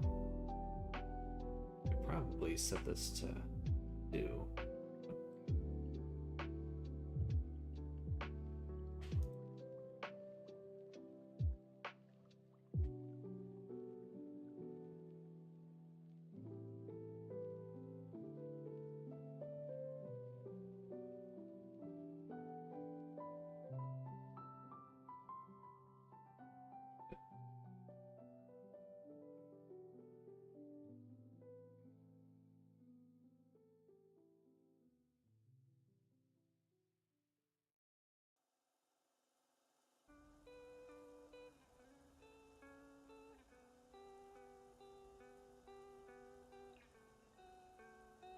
I'll just save on some account.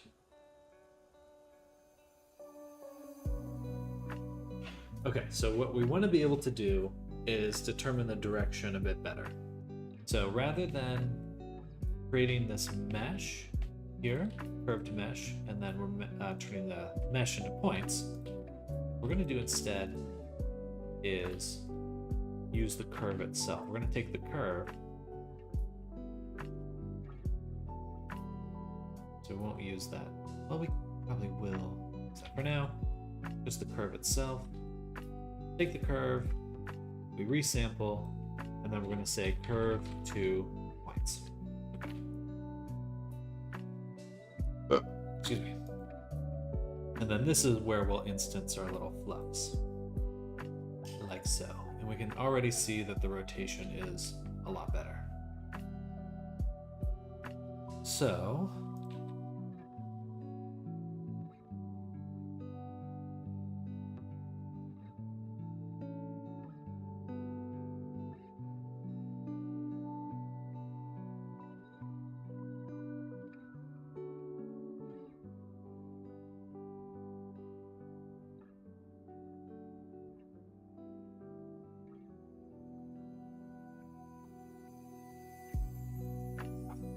rotate instances, please.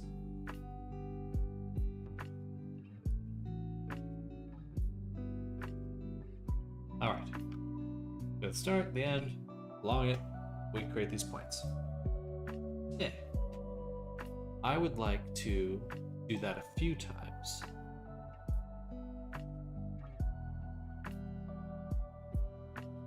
Basically, for each of them, for each point, I want to create 1, 2, 3, 4, 5. So a few of them in a circle. That would be nice. A really easy way to do that, actually, would simply be to, instead of doing anything else with the curve, we just duplicate the rotate. Reset it. Put it here. We can take those instances and rotate them along the Y. That's local space. So instead, we don't want to use local space. We use this one. Nice, so we can rotate them along the Y. This is not going to be super great, but rather rotate them around the curve itself. But we're just doing a straight line for now. Yeah, this is fine. Okay, so yes. So okay, here's what we're gonna do.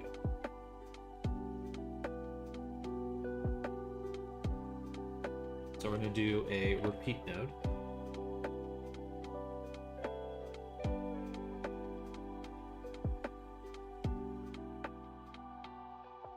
And what's it going to do?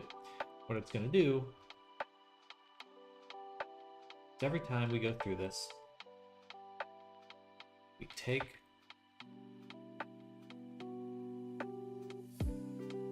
this amount,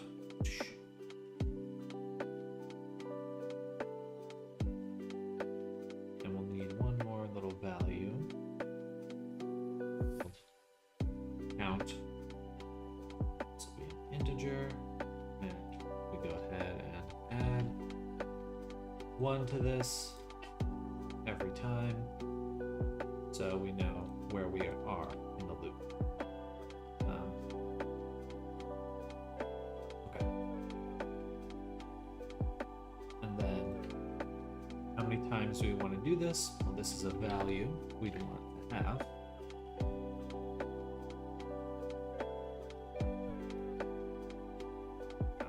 Integer. So one time we go through, and so we take this value and we divide 360 by the amount of times we're going through it.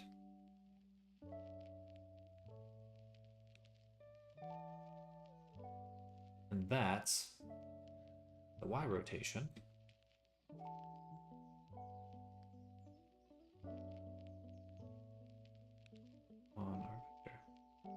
we go through it multiple times.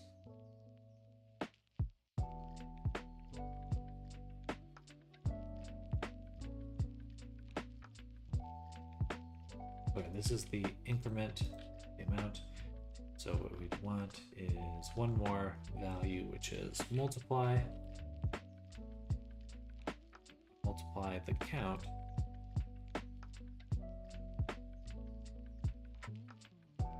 with our rotation. Yeah, so for that amount, and I think something's a little off, but we're getting close. Rotate it here.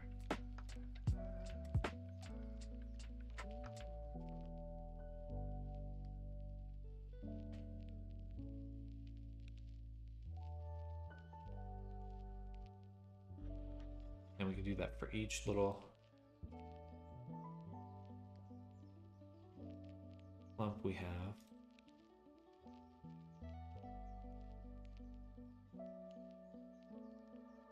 I'll get something like that. And then, before we get too carried away, let's say if I put in 2.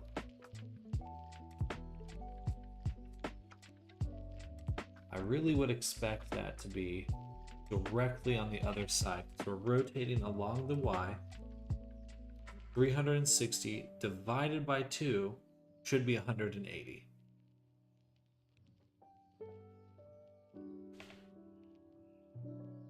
Gotcha. I don't want the integer. I don't want to do it there. I simply want to take 360 and it should start at 1 because we can't divide by 0. That's a big no-no, as it turns out. But we can start with 1. That's what we feed in here.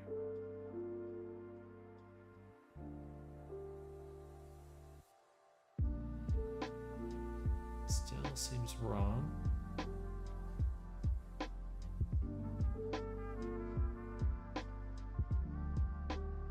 Pivoting along the Y.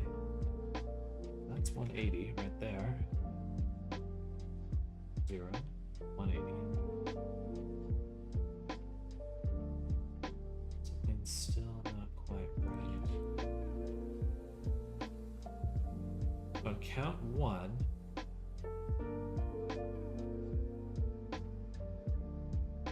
I guess we'd want to start on 2.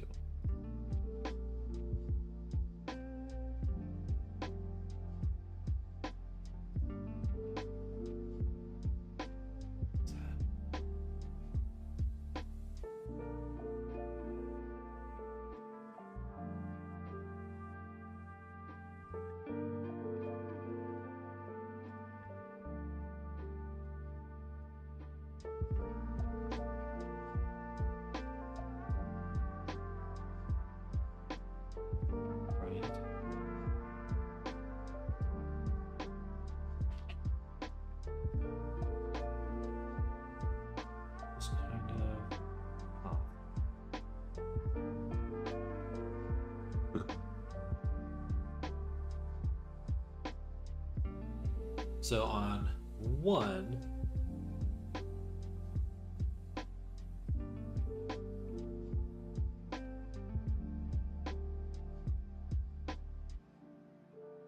we can build in a case though. So we set this to 0.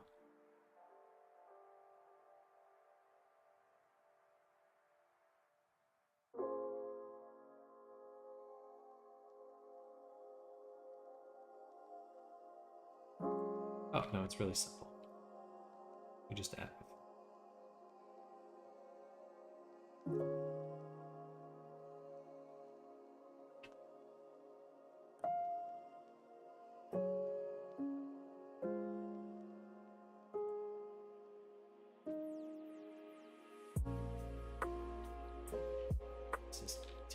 Shouldn't the float be exactly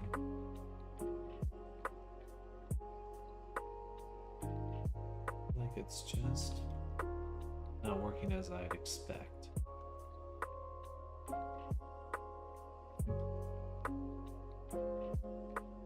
$180. 90. Here. I mean, I can see the axis. Doom, doom, so. Boom. It's just a little more.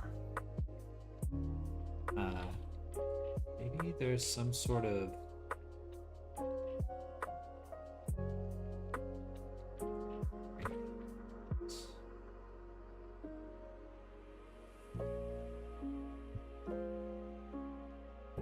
angle.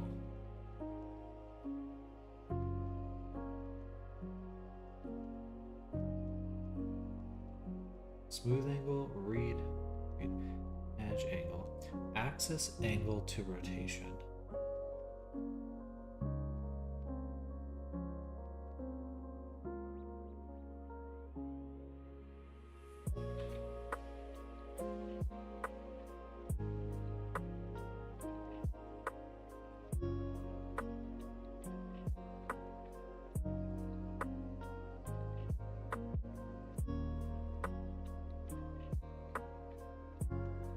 Wrong.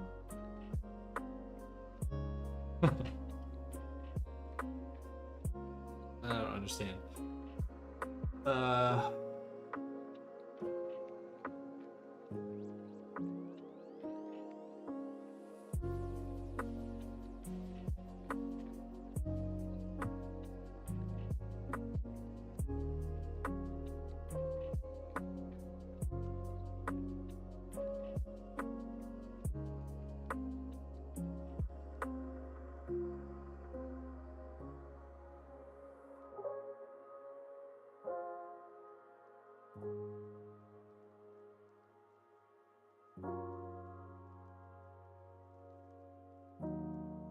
I think I'm doing it right.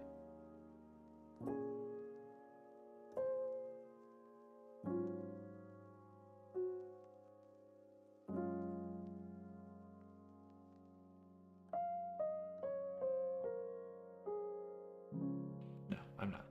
See it. I see it now. So we definitely would want this value. We need to know how many times to go, what increments. We need an increment. Yeah. So this should be 360 divided by the amount of times we're going around. Then we multiply this by our current time around the clock. So 5.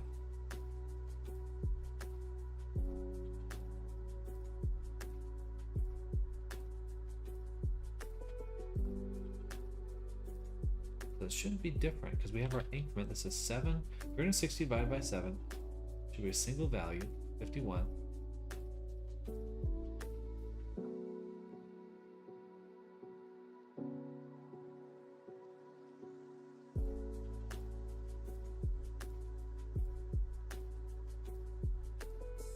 Oh, man, this got disconnected. Well, that would explain a lot.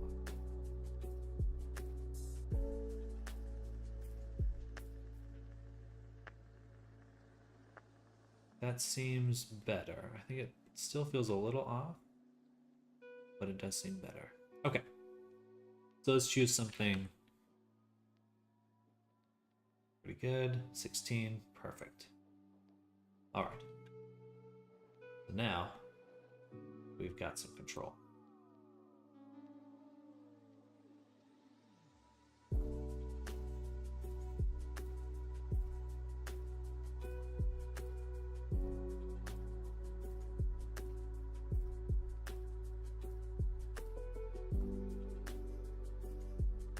So what we'd like is over the length of our object, which we do need to save. We're going to say capture our store named attribute. And so it's pretty simple. Float on each point called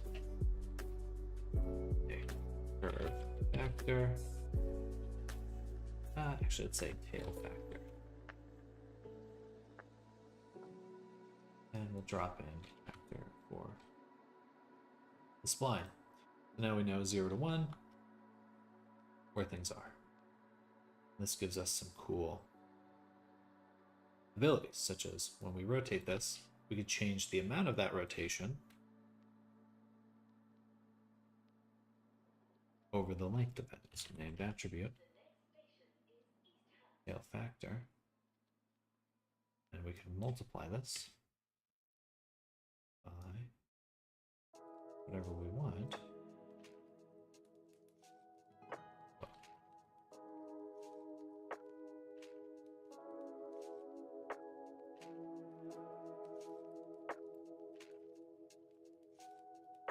But more importantly, we can actually do another float curve. This will give us the ability to do stuff like change the amount of rotation along the length of it. Very useful.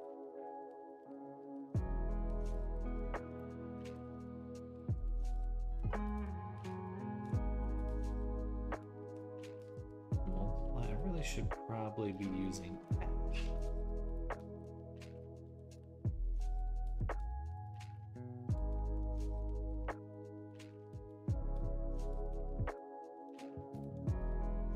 Or is it? Let me get rid of it.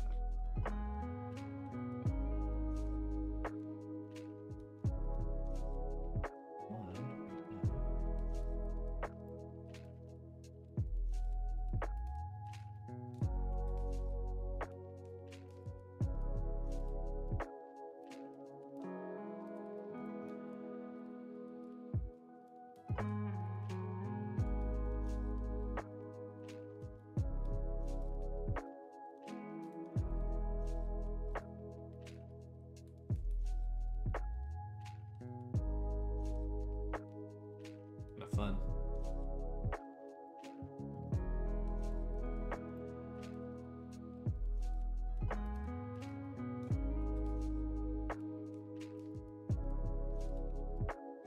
Pretty tricky. It has to be added. So again, the factor is 0 to 1, tip to tail. Before we rotate it, everything is standing up perfectly straight. So I think we'd want like a 90-degree rotation flat towards the end of the tail. And then we just gradate between that. So if I take this rotation 0, I would want it to actually be -90. Because that way everything -90. That way everything is flat along the tail. Very useful. Or we could rotate it beforehand. Either way, we could rotate the instance, I mean. Either way, that's what we've done. But I think that what I'd like to be able to do is blend that. So let's take this and turn it into its own vector, -90. And we're going to mix the vector here. So we'll take this one here, and 0 is really our 1, so now we can go between them. Should just be -90. Well, I don't know why it's so strong though.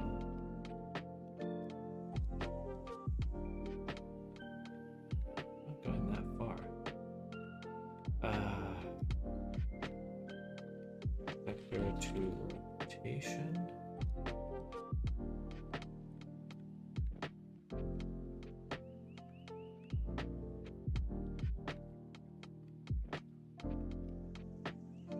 Euler to rotation. Not much better.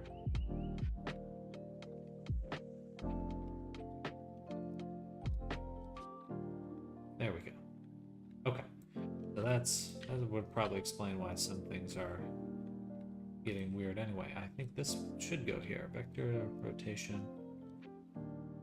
When we're going around the length of it. That would explain it. Euler, something slightly different there. Anyway. So now, I can take this with my factor here. This will allow me to control how much blending there is between them. So we could say all the way down here, all the way up here.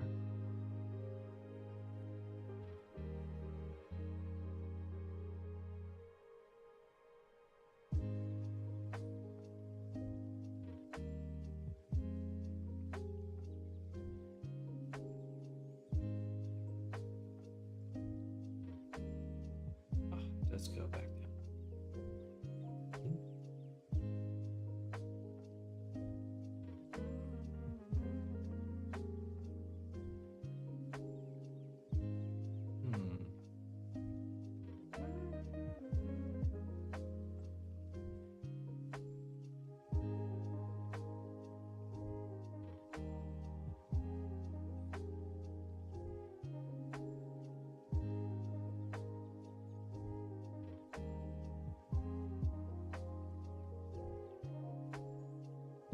Is this working?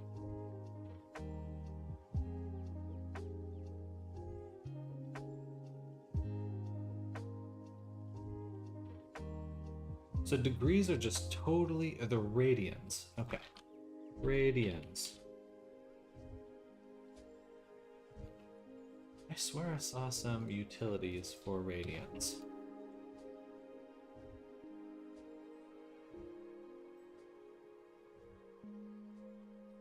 Why can't I find them? Angle. Maybe it's in one of my things like the vector math. Math 2 radians. Okay.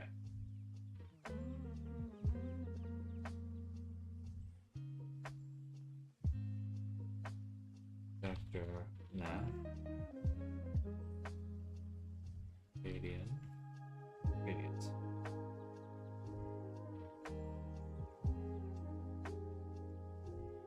It just comes out with this one value.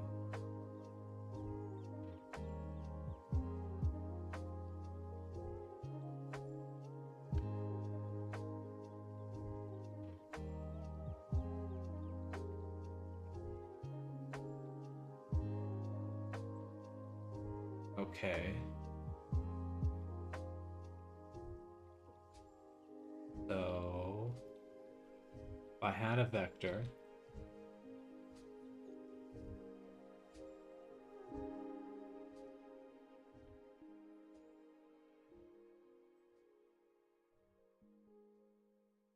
that feels nicer.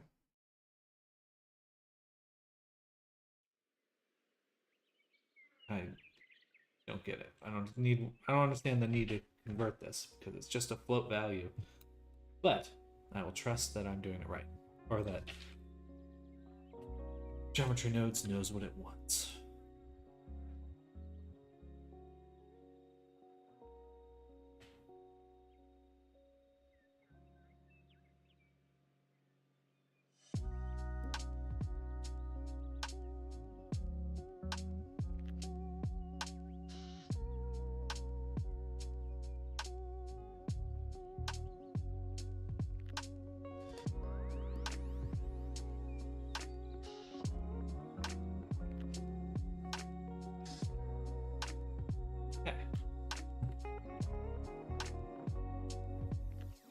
So this will now be vector to rotation in radians. Just one of those things in Blender where it's like, with GeoNodes, like, nope, there's no way you would have known you needed that beforehand. Just actually could not have known until I was messing around. Okay. But now we've got full control. Hello, Neoma Ireto. Welcome. Hey, Barry there. Saying hey. What's up? Got a question or anything?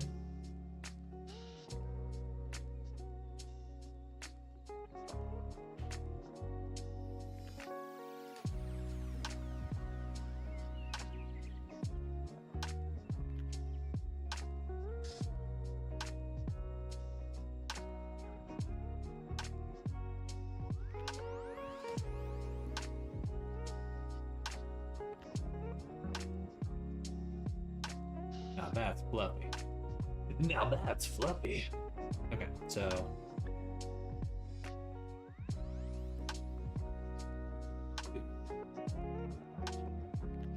actually looking at your courses, does a student need any prior knowledge of Blender, etc. before signing up, or is it noob friendly? Well, I appreciate your interest.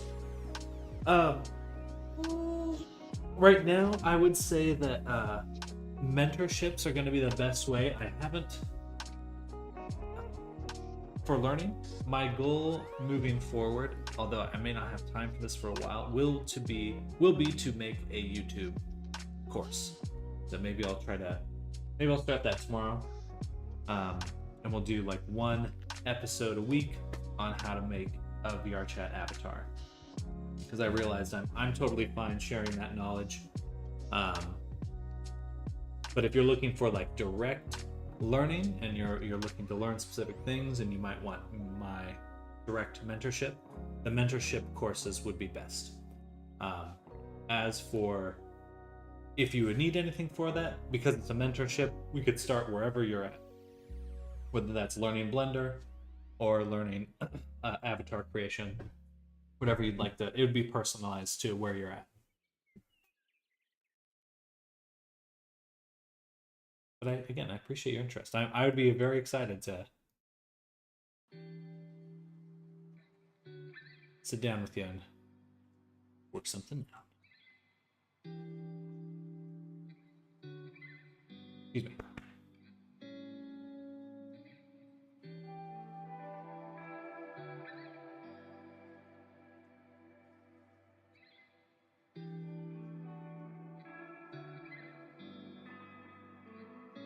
What I'm gonna do to this is I'd like every other clump to be rotated.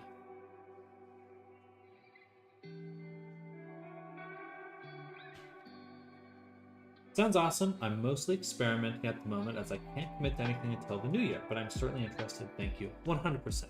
100%. Definitely keep an eye out for the YouTube series.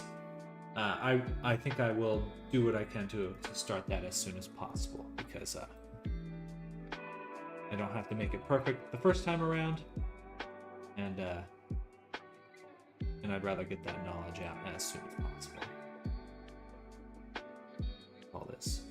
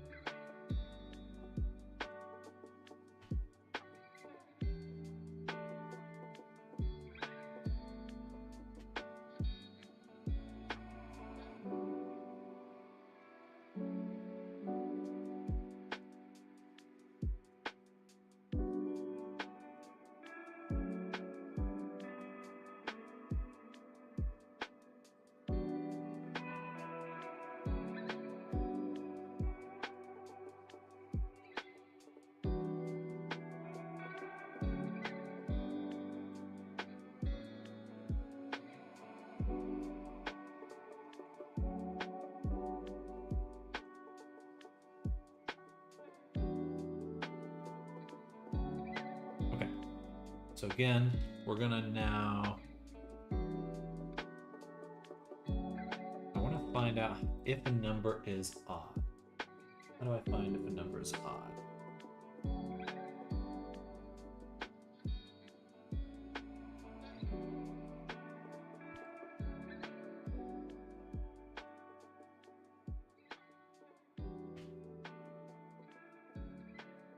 Index modulo. by 2.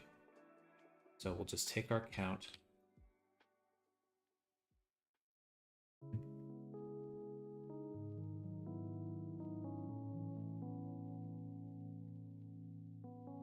Count modulo. Why is it a vector?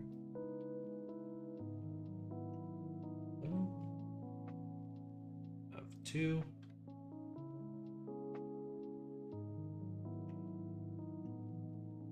Is even.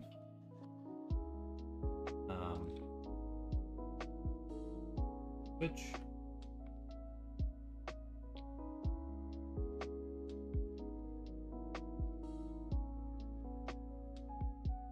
and if it's not, we add 90.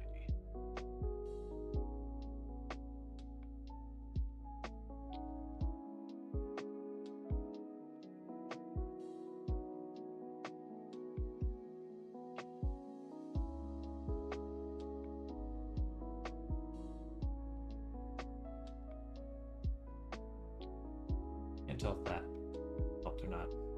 Maybe 45.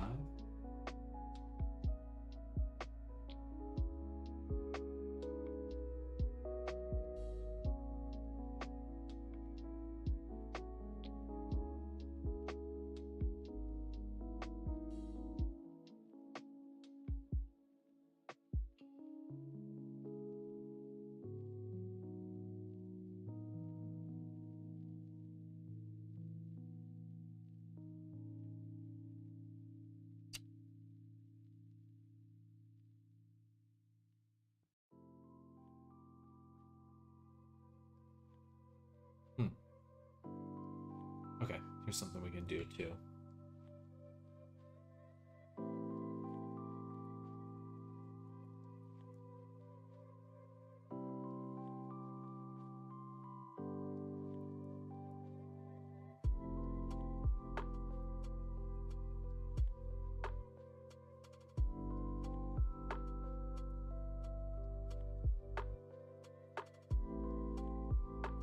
Spin them.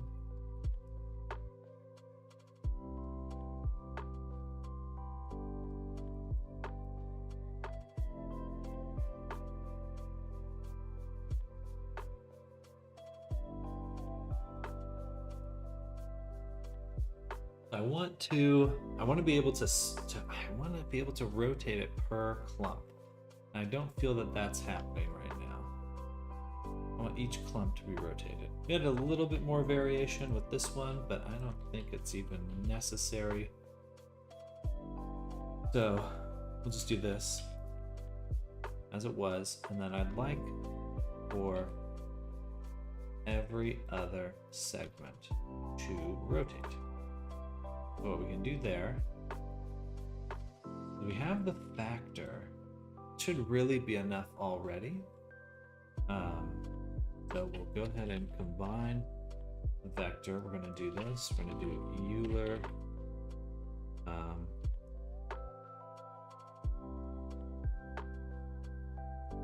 Rotation to Euler? No, we went the other way. Euler to rotation. I don't know why it didn't show up when I first searched it.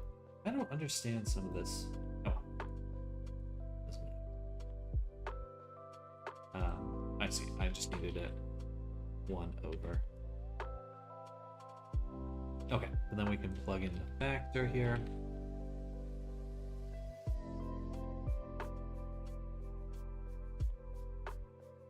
And multiply. Oh, not spline frame. Named attribute. Curve. Tail factor. Okay. So right now we actually do get twist, which definitely makes it look a lot fuzzier already.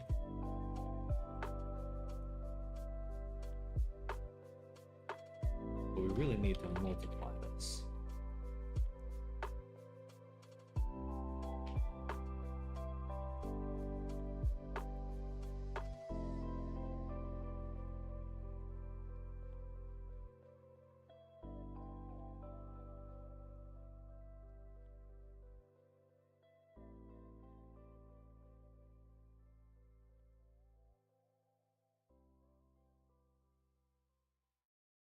Seems fuzzier.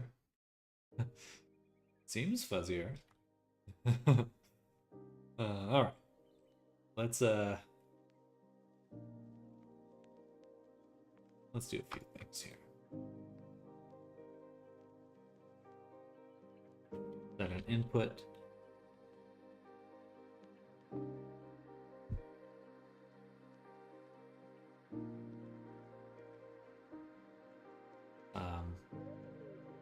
Strand amount,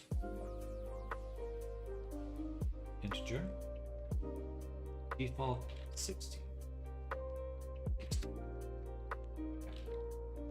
Now we can tweak that amount. We can go buck wild with it. Nice.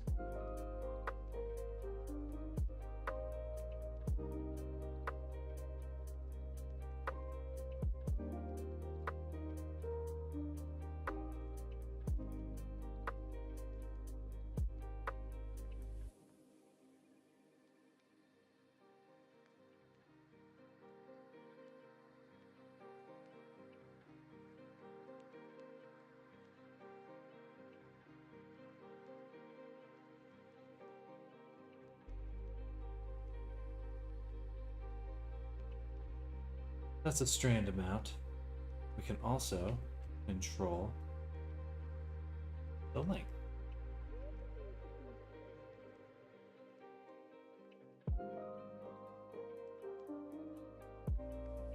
Yeah, length.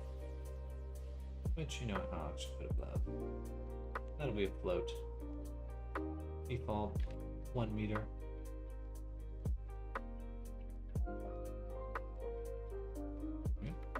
And now we can adjust that too. A real fuzzy tail. That looks cute, actually. Okay.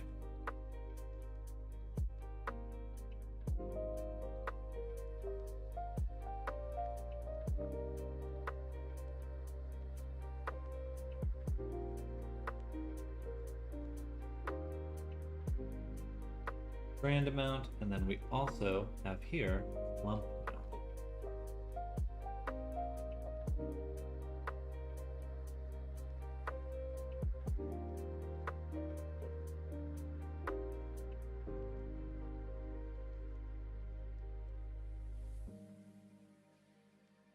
Perfect.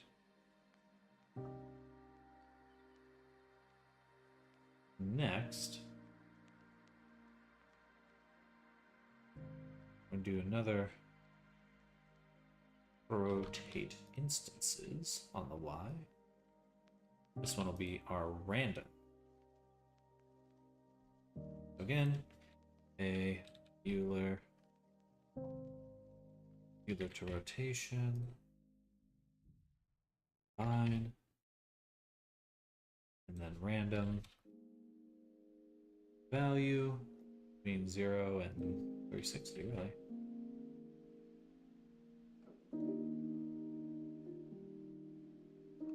You know what, we'll do a negative, just to really make it random.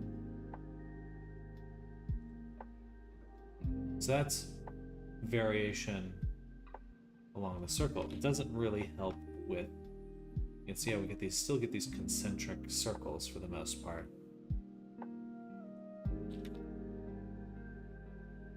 I think this looks good. Okay, I'm liking it. I'm liking it.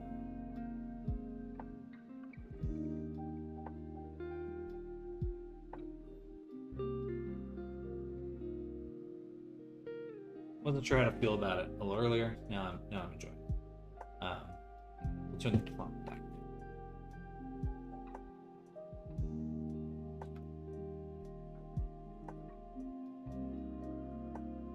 4K. Perfect. What we need now is variation forwards and backwards. So we need rotation on the local space. Pretty much this same little combo. But let's say 0 to start with. 0 rotation. That rotates it there. I would really like it on the X, I believe. Maybe some forward and back information. So plug this into a value. This will go here, and then this one will go there with a multiply of a -1.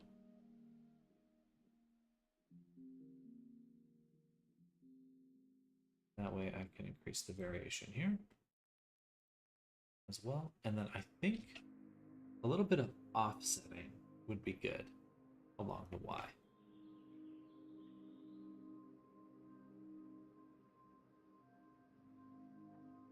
Translate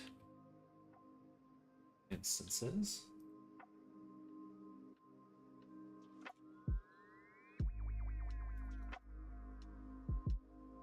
Along the Y. Not local.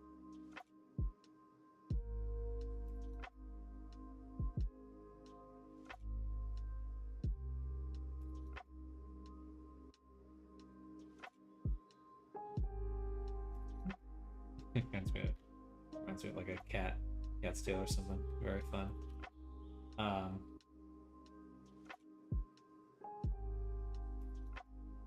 Which is interesting. I could output curves, and then I could run it through my hair thing.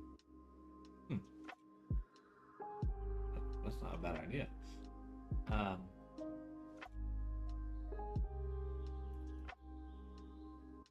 That looks pretty good, actually. We're gonna do another little test. It's a little bit further down the pipeline, which is make a cylinder.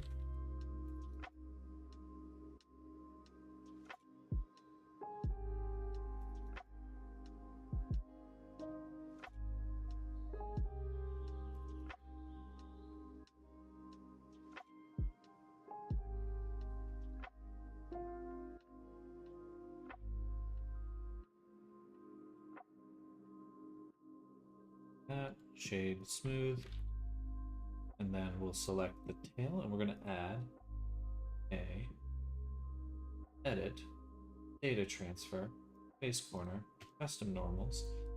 It's unfortunate we can't do this with it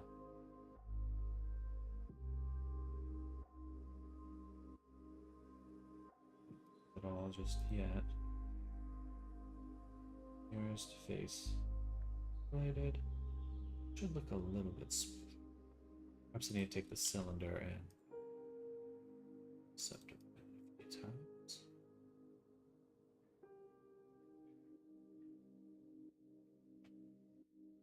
Definitely looks more like fur. Why isn't it as smooth as I'm expecting?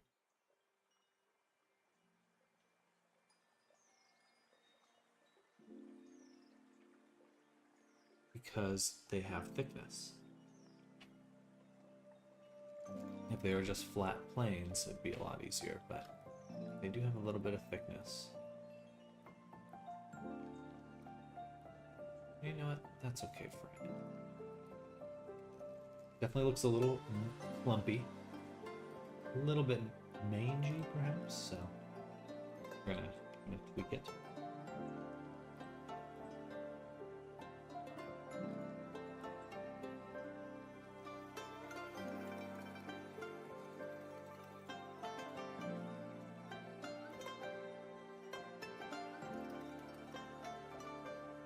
Was this variation.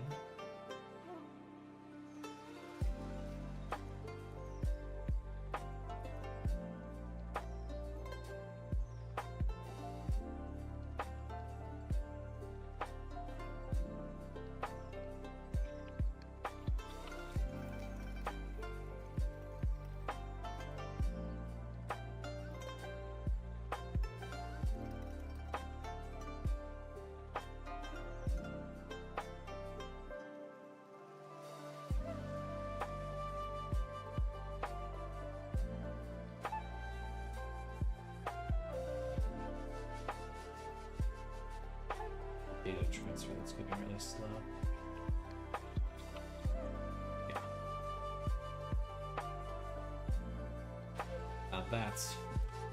Now that's some buzz right there. Okay, why don't we save this here? Let's go back to Reyes really quick. Turn on the body.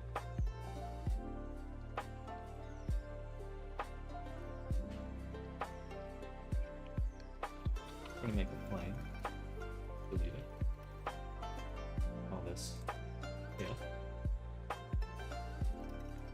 Well, yeah. Yeah, it's just going by. File. Link. Probably work through lunch today. Little break. I should go run. Okay, we're gonna link this up and then we're gonna go run.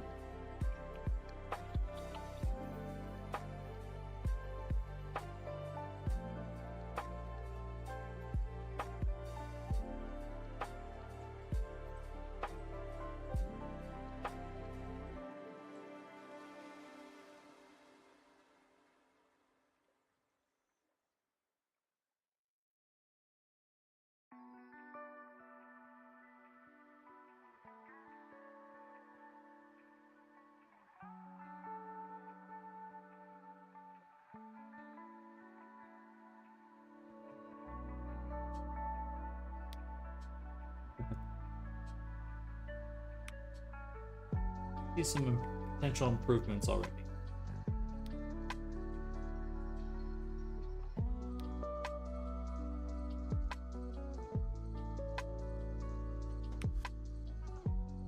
Okay, we're off to a fun start though. When we get back, we'll start adding some thickness to it and then set it up for texture. Yeah. Should be pretty straightforward though. Cool. All right, everyone. Thank you all for hanging out with me this morning. I gotta end it here. I will be back very, very soon for another. For the rest of the day, we'll probably do a late stream today. I got stuff I want to get done, including this, and then some other work to put some time in. Itchy eyeball. Reyes, I will have a good run. Thank you for hanging out. Neoma, thank you for hanging out. Hope you're all having an amazing Thursday. See you all in just a little while. And everyone lurking out there, hope you're all doing good as well. Bye!